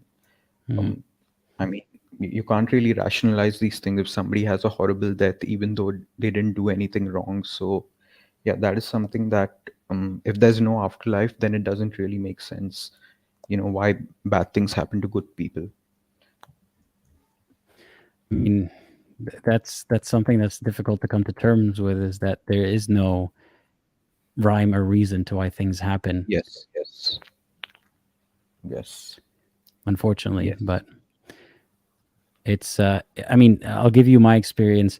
I was always very concerned about the afterlife, not just for myself, but the whole concept. So it almost seems like, as distressing as it is to think that there is no life after this, and if I die, that's it. And same, especially for people in worse situations or people who died younger. I think all of that is still not as bad as stressing over infinite punishment for so many people. So I'm lucky in that sense that I got used to the very bad thing that now death seems like a treat almost, compared to, eternal torture for many people who don't deserve it. So that maybe is one reason why I'm not as afraid all the time of death. Okay, okay, all right. All right. I mean, speaking of, you've mentioned in your videos that you've had this like you were really scared of burning in the hellfire, and the disbelievers who go to hell and stuff. Hmm. So I mean, I remember being like really young, and I used to watch these Discovery Channel documentaries in which like people would get possessed by the evil spirit or by demons, and after watching these documentaries, I would get so scared that every, f- I kid you not, every 5 seconds I would start doing the sign of the cross. Do you know what the sign of the cross is? And Like the whole thing yes, like yes, that. Yeah. yeah, yeah. I would do that very impulsively, and people around me would start laughing, like, why are you doing all this? And I mean, I was so terrified of being possessed by a demon that, I would do anything to stop it, even if it meant, compulsively doing the sign of the cross every 5 seconds. So yeah, those are some of the crazy things I used to do when I was religious. I mean, you're trying to protect yourself, so understand. Yes, yes, yes. And the third thing would be sexual morality. And see, when I was a Christian, I mean, this was obvious, right? You get married, one man, one wife, and yeah, that was about it. But however, once you stop believing, you've got to accept the fact that you've got to accept homosexuality. People can love each other. Two consenting adults can do whatever they want behind closed doors, and it's nobody's business. And I think that a lot of religious people, when you give them this argument, they'll be like, oh, what about incest? They are two consenting adults who are related. Do you think that's acceptable? And I mean, I personally feel that it's, weird and yucky, but I can't really prove to them how, you know, incest is wrong. I I mean, the thing is, I always find it futile to have that discussion because we don't have that discussion about their rulings of things. Like, for example, incest, for example, in Islam is allowed. You can marry your cousin. So certain types of incest is allowed. And yeah, I believe that's true in Christianity as well. yeah, and that's not to whataboutism and say, well, they do it too. But I mean, we don't have that conversation, or we try to have that conversation that, hey, it's actually causing harm. We're not I just talking think about when yucky, but like yeah, but when we try to uh, talk about it and we try to say, look, you're having generations of people who have illnesses that didn't consent to have these illnesses. um, when we try to have that conversation, it's always shut down by God said it's allowed, or God said it's allowed but it's not recommended, or whatever it is. So it's not actually a genuine conversation about it. So should we be genuinely discussing something like incest between brother and sister or whatever, when that's not even a problem that we're seeing emerging among the people who have a more open mind about sexuality? We're not even seeing that problem, so why are we discussing it? Like, because when we discuss it, we're giving legitimacy to their slippery slope argument that if you allow gay people to marry, then before you know it, they'll be justifying brother and sister marriages. That's never happened and never will. So if we're getting to that uh, point, if that's actually a concern, then I feel like it's something to discuss. But at the moment, we can only tell them no one supports that view. We not only does everyone think it's yucky because that's how humans think and behave, but also it's genetically not good and people don't want to do it anyway. what if they use protection? I think that there's a risk with everything, but also psychologically, brother and sister, people are not into that. Like, psychologically, most healthy people know on some level that they shouldn't do that. Whether you want to argue it's evolutionary instinct or it's some kind of instinctual feeling, it is what it is. If it starts to become a problem, or you see that it's a slippery slope and it's actually happening, then we could start discussing these hypotheticals. But at the same time, we're having these discussions with people who endorse currently a certain form of the same thing. So it just seems like a wasteful conversation to have. Okay, and things like I would say orgies or something, having sex with multiple people. I mean, these are not really things that I'm comfortable with. But then, you have to accept it when people engage in such things. So I I mean, mean, you don't I'm have not to really saying it's accept anything really, because I mean, do you have to accept that someone marries a woman you think is ugly? You um don't really but accept that per se. You're just like, okay, that happened. It's he's the yeah, one yeah, who's yeah, with her. It's not yeah, me. yeah, It's a similar yeah. thing. Like, as long as that what they're doing is not harming you in any way or anyone you care about, then like I'm not someone who's, for example, a proponent of what you just mentioned, these examples. But Yes. the point is that religion is about making everything society's problem, like, and a collective thing that everyone has to have a position on, right? but Yes. but when you leave Awesome. religion, you realize there are a lot of things that you don't have to have a position on if they don't affect you, and that bothers a Okay. lot of people who are used to having positions on everything, you know. Yes, yes. Yeah. Yeah. All right. And Yeah, so the last point I would say is this kind of identity crisis, because I don't know if I'm not sure what identity crisis means, but basically it's like I still want to identify as a Catholic, but not really believe. I mean, I'm still attached to my religion in the sense that, there are certain Bible verses that I really admire. Like, for example, when Jesus was crucified, and like towards the last moments of his life, he said something like, Father, forgive them, for they know not what they do.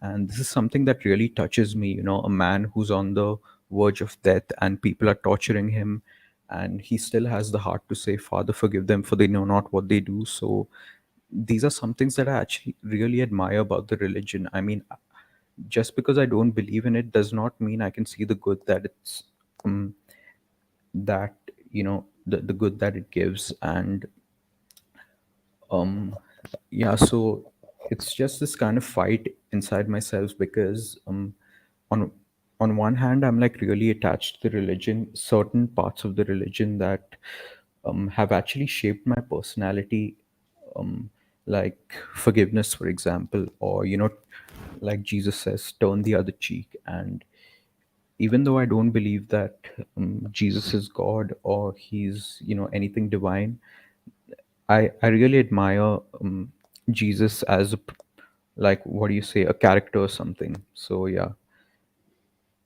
I mean, it's I'm not sure if I made sense. I think I know what you mean. um you're the only one who can identify what label serves you best. I mean, if you think there's value in calling yourself a cultural Christian, or maybe a non-religious or non-practicing Christian. I'm not sure exactly what that would be called. Um, Oh, I actually do practice the religion, as in going to church and stuff. So I'm not really sure. a non-believing practicing Christian, if Yeah, that's a thing. non-believing practicing Christian. Yes. Yeah, it's you see that less often, I think, in the Muslim world. I think, I mean, from my experience, I may be wrong. I don't have any statistics on this, uh, but I find that from my experience, I see that a lot less often on my side of the world, and I can understand why. So I can't exactly relate to what you're saying. What, like, still wanting to identify with the religion despite not believing. I can understand it, but I can't personally relate, because in my case, a lot of people don't feel welcome in these spaces if they're not believers who are absolutely devoted to I it. think that that's a difference between Christianity and Islam. I mean, I think Christianity, it's easier to apostatize as compared to Islam. Mm. If Yeah, I mean, like, I've had conversations with really religious people, and they've been very warm and kind towards me, even though I've openly said that I don't believe. I mean, I've even said this in the Catholicism Reddit forum, like, I'm atheist at heart, but I still practice the religion. And the responses were actually really positive and very lovely. So yeah, I think that it's a privilege that I was born a Catholic in that sense, because of how I know not everyone has the same experience with the religion. Some denominations of Christianity are, really harsh when it comes to apostasy, but I think, Well, I yeah, hope that you can find that whatever label, or even if you don't have to label it, but whatever identity you think resonates with you the most, I hope that you find that. Yeah. Thank you very much for letting me on. Of course. Yeah, And I'm glad that you thanks. called in today. And I hope you have a wonderful rest of your day. Yes, you too. Enjoy the stream. Thank you. Bye bye. Thank. All right. Thanks again to the caller. I'll read one comment that I had put aside a minute earlier, and then I'll get to the last two callers. So, yeah, some people are saying to the previous caller, you are a cultural Christian. So, there you go. That's one label they could use, I suppose, if you haven't thought of it already, which I assume you have. So, a commenter had said, Journey of Life had asked, many people deal with the difficulty of life by believing in one form of religion or another. If you now ask them to stop for following their religion, what do you want them to do? So, to clarify, I don't outright, or at least I don't really intend to ask people to stop following their religion. In fact, everyone who calls in here is voluntarily talking to me. And I allow them to explore certain things, whether it's objections that I brought up or things that they brought up, or just questions about how they know what they know. If that process leads them to realize that there is no religion, then they would leave it or stop following it. Or some people believe it, but don't stop following it, as we just spoke to one. So I'm not necessarily telling people to leave their religion or to stop following it. I'm just, if we're talking about the videos where I criticize religion, I'm pointing out harmful things that maybe you can say that those I'm asking people to not believe in that part or not follow that part. Um, so, but your question is still valid. I understand what you mean here. What system do you offer people to replace their religion? I don't have a one size fits all solution to be for people. And I'm still figuring out my own way without religion. And I wish I had all the answers. And maybe in a few years, I'll have a secular religion to pitch everybody here. And I think there is a need for something like that, not as a source of absolute knowledge or a source of authority or anything of the sort, but that's usually what helps religion spread. But what I'm thinking about is more like a set of guidelines, a set of suggestions, something that unites people under good causes. But it's so much harder to do when you don't have, you know, a divine authority, and you don't have threats, and you don't have a lot of the tools that make religion very popular. So I don't know how that would happen, what that would look like, but I do hope that someday humanity can unite under, even if not necessarily one, but like multiple good ideologies. And that's hard to define. It's hard to agree on what's good or not, but at least well-meaning ideologies that aren't tools to use for harm, for intentional harm, or at least that don't cause you to harm yourself without meaning to. So yeah, and to reiterate what I said, here's a commenter, Jiro, saying, the answer is that you do not have all the answers. Not knowing is okay. That's also part of it. Yeah. And Monologic asks, have you ever seen the movie Jesus Christ Superstar? No, I haven't. Is that like a parody or is it actually a religious movie? I'm curious. Okay, I will get to the next caller now. The next caller is Jiro. Jiro, I hope you're ready. I'm adding you in 3, 2, 1. Hey, how's it going? Hey, can you hear me? Yes, I can hear you. Awesome. I'm good. How are you? I'm doing great. Thank you for asking. Yeah. So tell us a little bit about yourself and what you want to talk about today. Yeah, I actually had a topic in mind, but like such heavy callers, like heavy calls you always deal with. That's okay. Whatever you want to talk about. Like, it doesn't have to be an extension of everything Yeah, we've for talked sure. about. Yeah. I get So that. I actually wanted to talk about how parental abuse is excused in Islam a lot. And that's probably the biggest reason I think I left the religion, among other okay. things. But yeah, so I just wanted to talk about like my story a little bit and how I got there. Is that cool? Sure. Yeah. Yeah. Feels a bit selfish now, but like it is what it is. No, I mean, you're calling to talk about you, so For sure. please go ahead. Sure. And I'm sure a lot of people will relate, so you're not just talking about you, but That's for true. now, just think of yourself. That is very true. Yeah, so I grew up, like, I would say, like, my parents were quote-unquote progressive Muslims. And like as a kid, I thought like yeah, like that's like the best end of like the deal, because I would see my friends, like a lot of my female friends, they weren't allowed to hang out with guys, for example, but I was. So I was like always like of the mindset that Islam is just naturally progressive. Like that's what it is. You know, like Muhammad was the first feminist, all that stuff. And like because I was a progressive like Muslim, as I grew older and I had partners, I realized I would like always choose partners who had some type of connection with the religion. And I was like, cool. Anyway, I was like based in a country that was predominantly Muslim. That is predominantly Muslim. And I actually ended up leaving to go abroad and study in a non-Muslim country.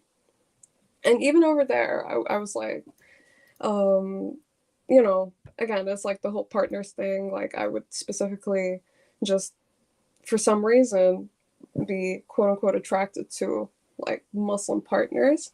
And it wasn't until I got with this one person who actually seemed to practice Islam for what it actually was. And I found out, and this is not something I knew, but like I don't even know if it's true actually. I've never ended up Googling it. But like Shia Muslims apparently can have intercourse when they're not married. Yeah, I'm not sure if that's true or not. I know they're Yeah, lax about a there's bunch of other things, like yeah. tattoos, for example, but yeah, I'm not sure Yeah, about that one. yeah.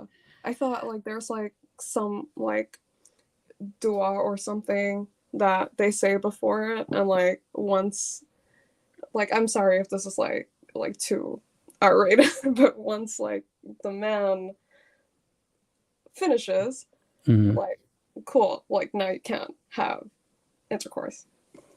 But like it was really weird. So like once I So got to it's like protection for one time, yeah, kind of. literally. So if you Yeah, want to okay. go again, you have to say it again. All right. Yeah. So I was like, that's really weird. Anyway, I ended up asking my mom about it, which was not a good idea.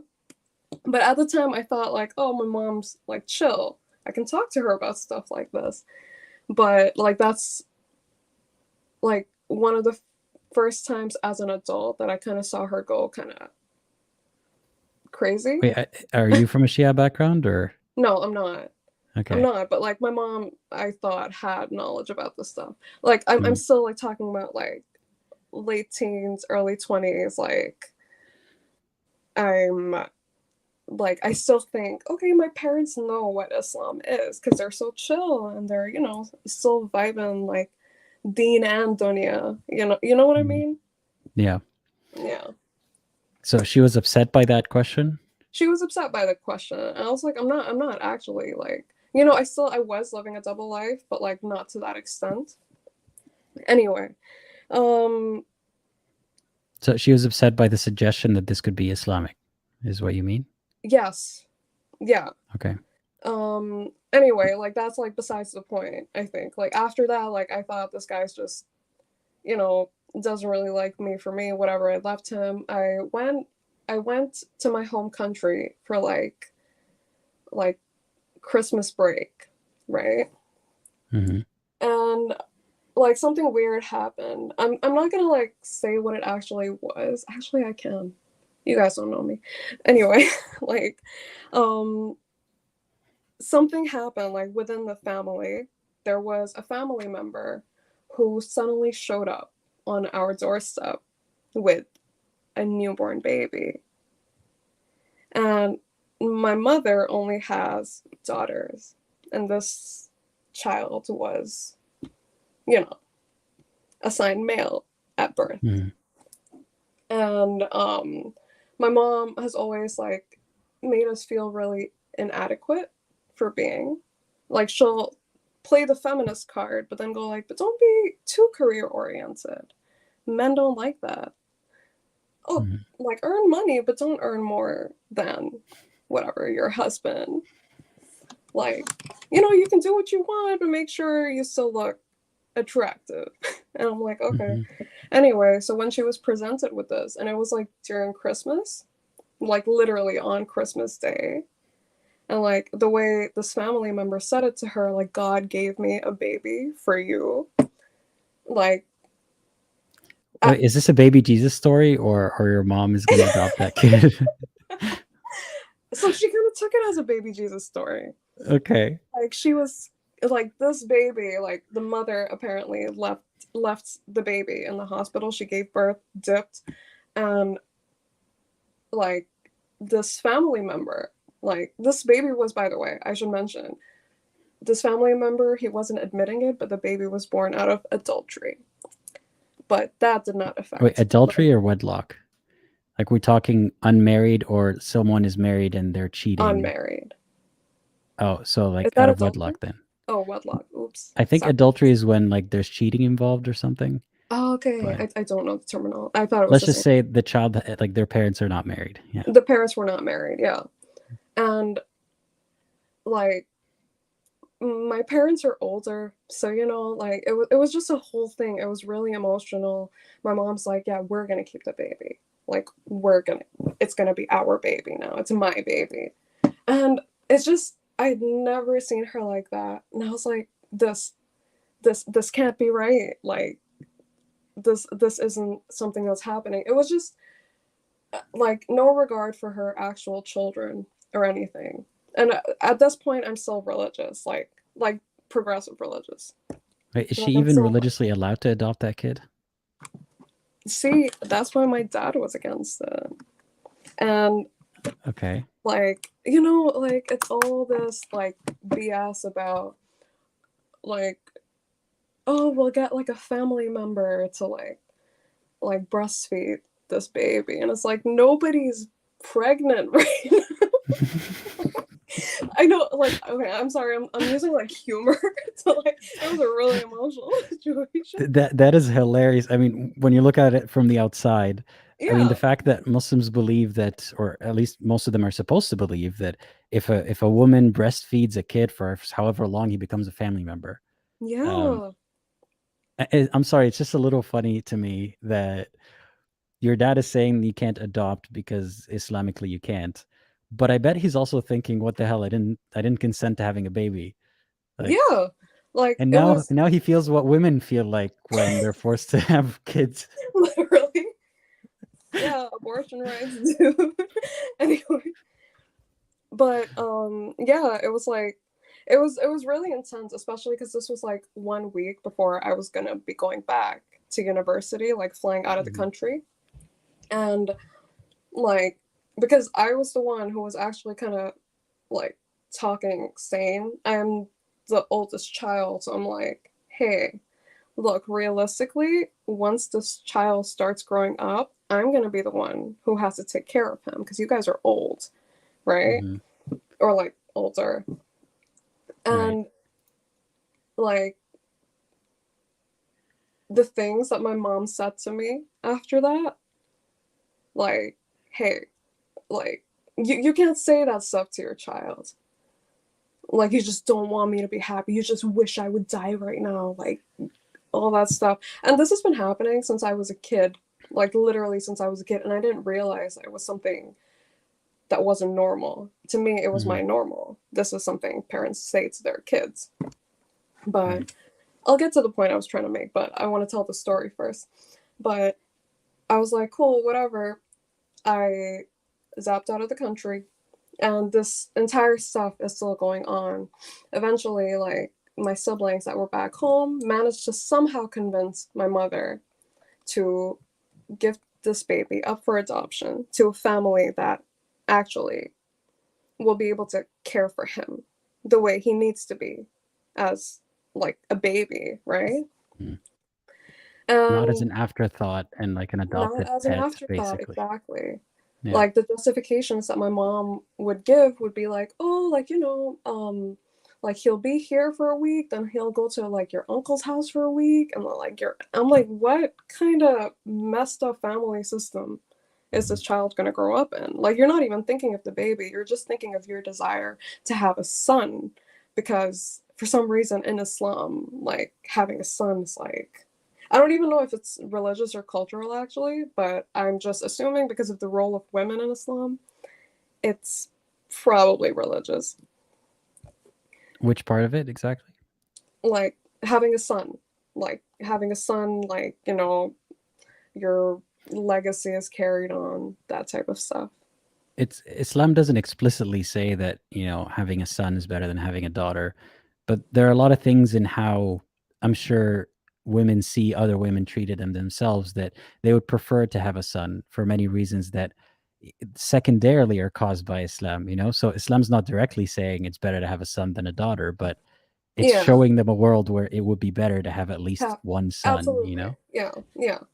So I go back to like abroad, country X, and I'm just getting all these phone calls. I'm up all night talking to my family, trying to get this kid adopted. The way one of my sisters was able to convince my mom was, oh, imagine like what people are gonna say that you weren't pregnant and now you suddenly have like a little baby. They're gonna say it's Jiro's baby that you're taking care of or something. And that's what convinced her, the what will people say. Like, wow, what a masterful move by your sister. Right? Yeah. I mean, props to her. Like, it worked. She fought fire with fire and Literally. won. Like, yeah. Yeah. But yeah. It just got really, really intense to the point that my mom stopped eating. She stopped talking to people like normally. She was just in this trance. She would always like my aunt would come over and play like Surah Rahman like really loudly on the speakers, just to like kind of, she thought that would get her back to normal for some reason. But it didn't because like I actually have a friend whose uncle and aunt, they're a younger couple, they were looking to adopt, and they heard, I'm not gonna say free baby, but free baby. And they were like, cool, yeah, actually, we have an opening for a child. We're willing to take this. And the fits that my mother threw, like, I literally got a call from my dad, and I was told, don't call your mom. Don't talk to her. So for like 2 months, I was just not in contact with anybody. I'm alone in this foreign country. And even like my friends here, I wasn't able to communicate with them. I was barely sleeping, all of that. So I was like, hey, maybe this is what people talk about. Maybe this is the time I need to connect with God, right? Like, I'm struggling to find any type of support. Like I remember walking like early morning. I was going to the gym at like 5 a.m. or something. And I'm walking, it's like super dark. And I'm like, wow, I really feel alone right now. Like, there's no God. Like, it just feels like there's nobody backing me up. And like a few like religious people that I talk to, they talk about God like, oh, someone has my back. So I was like, cool. I found a Sufi mosque, actually. I'm not Sufi, but I wasn't raised in a Sufi family, but I was like, they're supposed to be the chill people. So I found a Sufi mosque close to me. Is that your cat? Yeah. Sorry. Yeah, he's always around. Sorry. Yeah. And so yeah, the Sufi mosque you were saying. Yeah. So I decided to go there one night. I was like, I was supposed to hang out with my friends because they're like, we haven't seen you in ages. And I was like, you're going to not see me again. And I went to the mosque and like, I talked to these people for really, really long. And I swear I thought that like, and I went there, like, everyone's like, I felt like I felt like I didn't fit in there at all. Because first of all, I went wearing like a hoodie, my nails done, all of that. And like, they told me, hey, people are going to say stuff about your nails. Just ignore them. And I was like, that's a weird thing to say when I'm telling you I want to unalive myself, but thanks. Like, that's the stuff they pointed out. But yeah, I actually didn't even like sit through the entire like little sermon thingy that was going on. Sorry, I don't know the English word for it, so I'm just calling it that. And I ended up leaving. I didn't even take the bus home. I like walked home like really late at night. And like that's when like I started realizing like this shit is made up. Sorry, I said shit. Am I allowed to swear here? A little bit, I think. Yeah. Cool. I get where you're coming from. I mean, believers always or often say that I feel like God has my back, or I feel God's presence, and all this kind of language. But they're quick to dismiss when people don't feel God's presence or feel God's absence as just as indicative of God's existence or not existence. Yeah. I don't think it's fair to go one way but not the other. I mean, you felt that God wasn't with you, is how you felt. Yeah. Absolutely. And it was just a really intense like few months. This was also during like COVID had started like shortly after this. So Mhm. like it just made it a little more intense. But yeah, like I like that's it kind of clicked in my head. Like I don't like I always had an inkling that I didn't like I just didn't vibe with it. But yeah, that day I was like, I don't think this is for me. But I still wanted to try. I had like this little book of like I would read the Quran, all of that, and few months pass again. Actually, like a month passes. Baby finally gets adopted after like this entire just lots and lots of drama. And my mom just like was not acting right. So they took her to like psychiatrist, psychologist, I don't know, some brain doctor. And he told my family that this person, this woman, is on like the brink of psychosis anymore and she's gonna break, like mentally. It's just like, like that type of person needs medication. That type of person needs proper treatment. Guess what my dad did? I'm scared to guess, but ruqya or something? Took her to Umrah, bro. He No. took her to Umrah. And like I talked to her for the first time in like 3 months while she was there in Saudi Arabia. And she's like, God has healed me. I'm like, I'm back to normal again. Look at this, whatever, God's glory, this, that, and the other. And that's when like my faith just like came crashing down. I'm like, this is bull crap. This sucks. Cause what about like the wounds that you left in us? What about like it's not like our relationship was amazing to start with, but like there's no relationship anymore, right? And my father is the type of person who just, oh, don't fix it if it's not broken, or like if you don't look, then it's not broken. So he just didn't try to like even pay any like attention to the damage that this entire fiasco had caused. He's just like, okay, your mom's okay, we're all okay now. Cool? Mhm. Yeah, cool. But after that, I started thinking about, because like I actually started looking at my relationship with my parents for what it was, and they had been abusive like my entire life. I thought like physical abuse was normal. Like I would expect physical abuse if I messed up.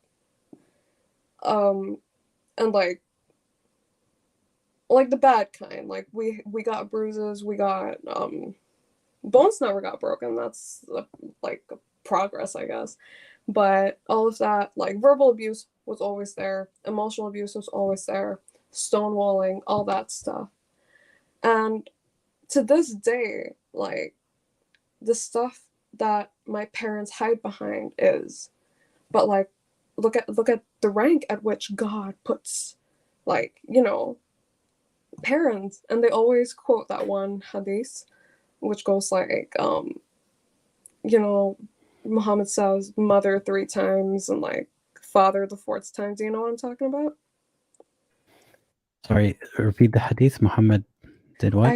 I forgot. Oh yeah, Muhammad said ummak thumma ummak thumma ummak thumma abuk or something Yes. like. Yeah. That one. Yeah. And like, you know, heaven is beneath your mother's feet, that type of stuff. And the whole, you are allowed to hit your children after the age of 7 if they don't pray, follow Islam. So we were beat up because we would pray actually as kids because we were forced to, but as we grew older, it's kind of like we have our own opinions now. But yeah, and I still like I tried so hard. I like sent an email to like Mufti Menk at some point too, because he has like this little thing on his website, and I was like, hey, like how do I deal with this? And like the only responses I ever got were like links to these same hadiths. Like, you're still supposed to respect your parents. There's nothing you can do about it, unfortunately. You can't cut them off. It was just. How did you feel when you got those types of responses that you're supposed to bear through it because it's your parents? It just didn't feel fair. It just. I don't know how, if a God did exist, how they would allow parents to abuse their own children. Like, you know, they talk about parental love, they talk about a mother's love. I've never felt a mother's love like God loves as much as 70 mothers do. That doesn't mean anything to you, does it? Like literally like nothing at all.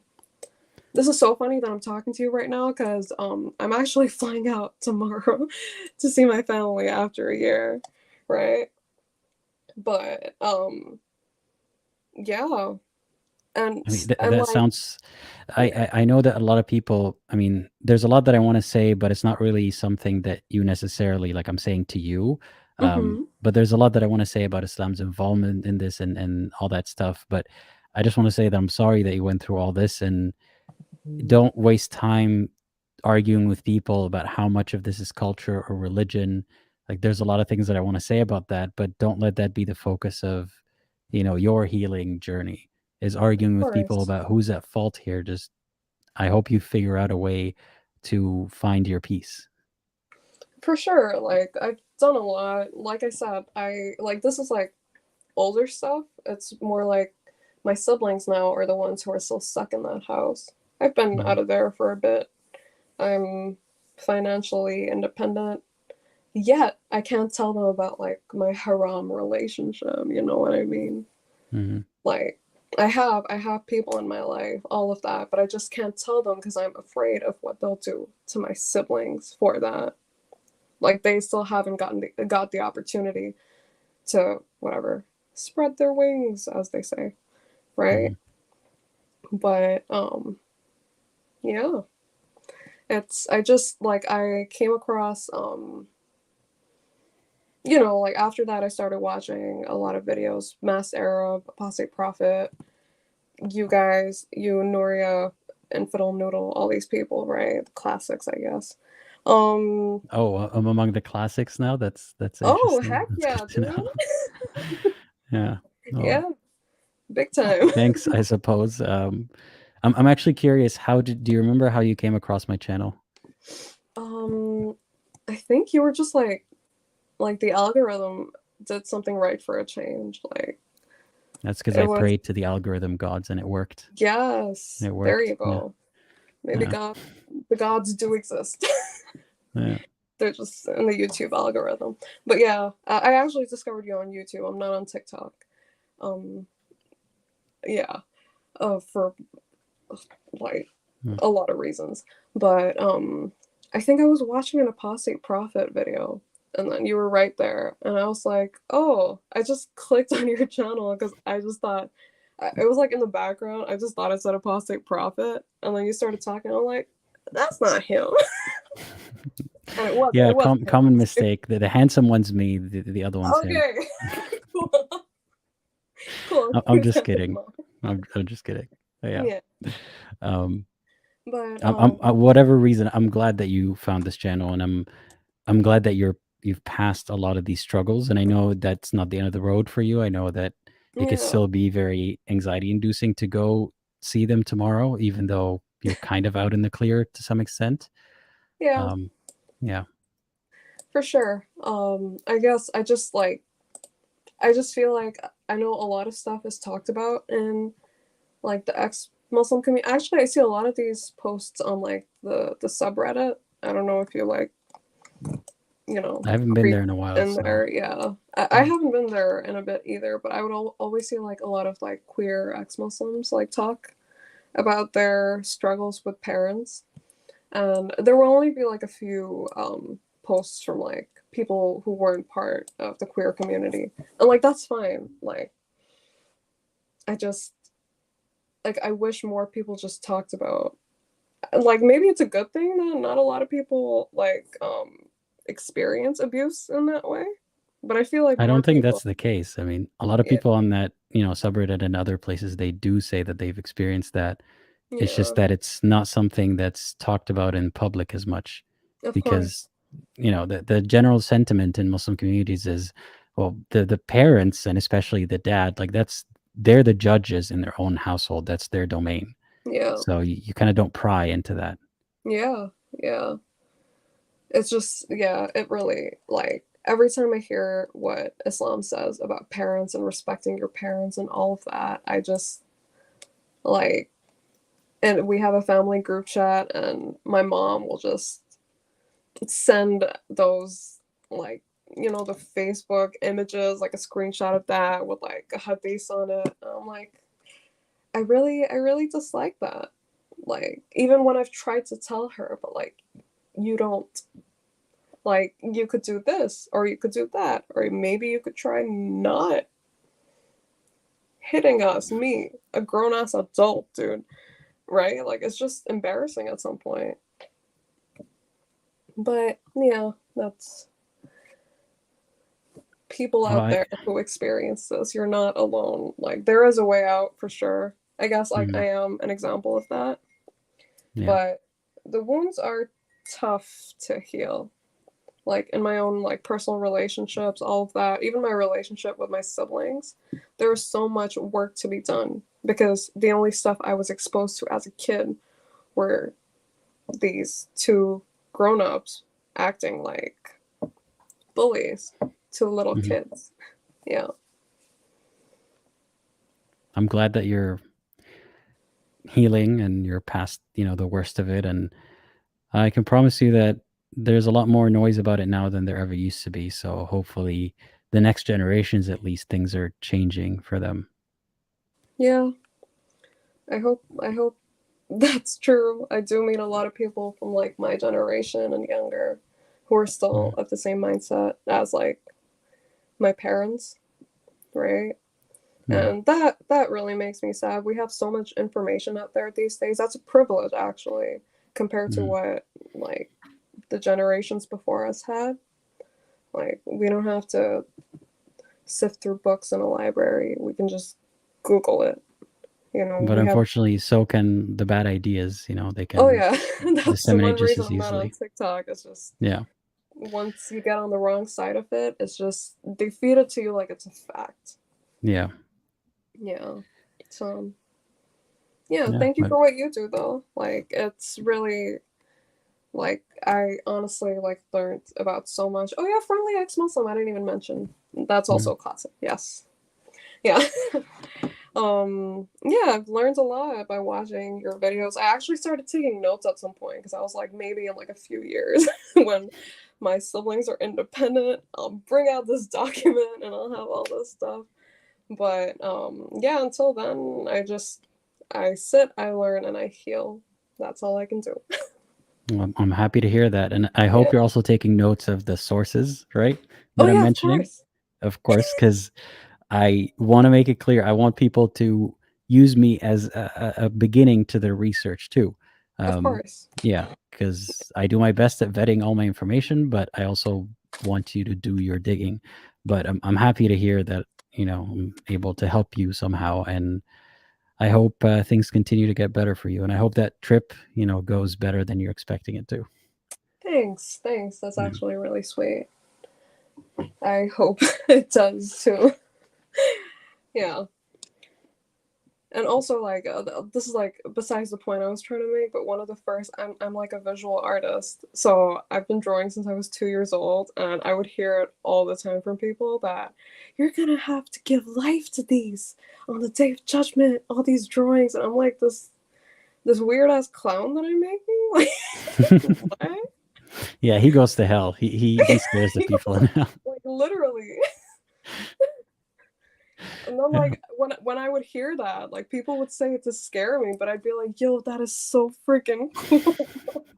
They made you into a god somehow. Literally, yeah.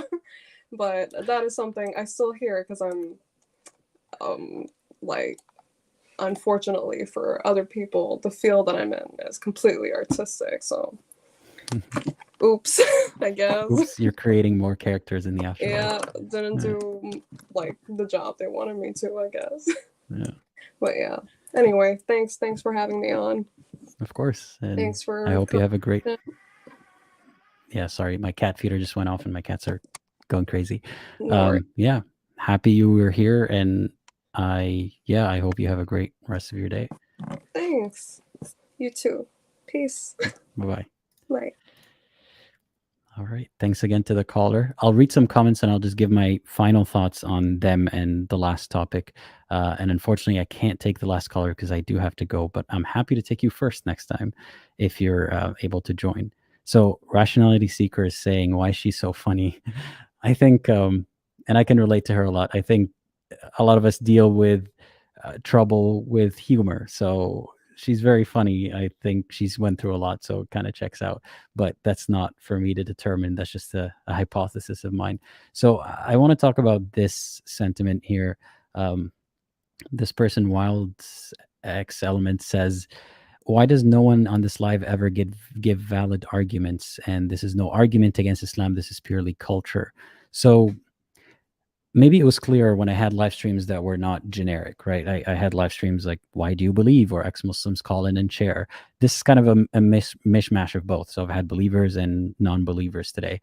And in none of them am I really asking them to give me arguments against Islam. Let's, see what makes this religion false. Because as I've said many times before, I'm assuming, because we have not seen evidence to prove otherwise, that Islam is not true, and neither is any other religion. So when people call in, they're like, this caller was just sharing her experience, and maybe you could have said, or you're arguing that it has nothing to do with the religion, then why isn't she talking about something relevant to the religion? And then you might have a point. But a lot of what she says eventually does tie into religion. And that's what I want to talk about here. None of it was an argument against the validity of religion, and I wasn't going to sit down and dissect what she said and say, well, given all that you said, Islam could still be true because so and so. I was listening to her talk. So a lot of what she was talking about, she's even cited hadiths, maybe not by the number, but she mentioned some hadiths where Islam empowers such abuse that she had seen and endured. Things about that you should beat your kids if they don't pray, but also something that I want to highlight here. Even if Islam, like, that's one thing that Islam actually commends parents to beat their kids sometimes. But just the whole idea of your parents are sacred and you should always kind of worship them, it's covering up a lot of abuse because it doesn't have any clauses for, hey, parents, you should treat your kids well. If you're abusive, you don't deserve to have heaven under your feet or something. That's the problem here, is the way that the level that Islam raises parents to, without them earning that kind of respect or immunity from consequences of their actions, is the problem. It empowers a lot of parents to do very harmful things, maybe even under the direction of Islam, thinking that I'm just raising my kid Islamically, or I'm just doing what's best for them, or maybe because they're abusive and they're selfish. Whatever the reason is, at the end of the day, Islam gives them this blanket cover of, you have to respect your parents no matter what, and no one can question things that happen in your household. So that is what ties it to religion. And like I said, it's not that the caller was here to give arguments against Islam. She's talking about her experience with it, and unfortunately, a lot of us can relate to that very experience. That's something that maybe I should dedicate a video to, but I get callers all the time, and there's so many people that I know personally where beatings are normal in their household. Not just normal, but Islamically endorsed. So that is a problem. And I'm glad that the caller brought it up and talked about it today. Anyhow, this would wrap up our live stream for today. It's been a good one, and I'm sorry for the last caller that I couldn't add them to. Hopefully you'll get to join next time. So to remind you again, I'm doing these every Wednesday. I'm posting them on Tuesday, or just publishing them. So go check out my channel page on Tuesdays, and you'll see the timing for Wednesday. This has been fun and informative, and I hope that everyone enjoyed as much as I did. And as always, think critically and think for yourself.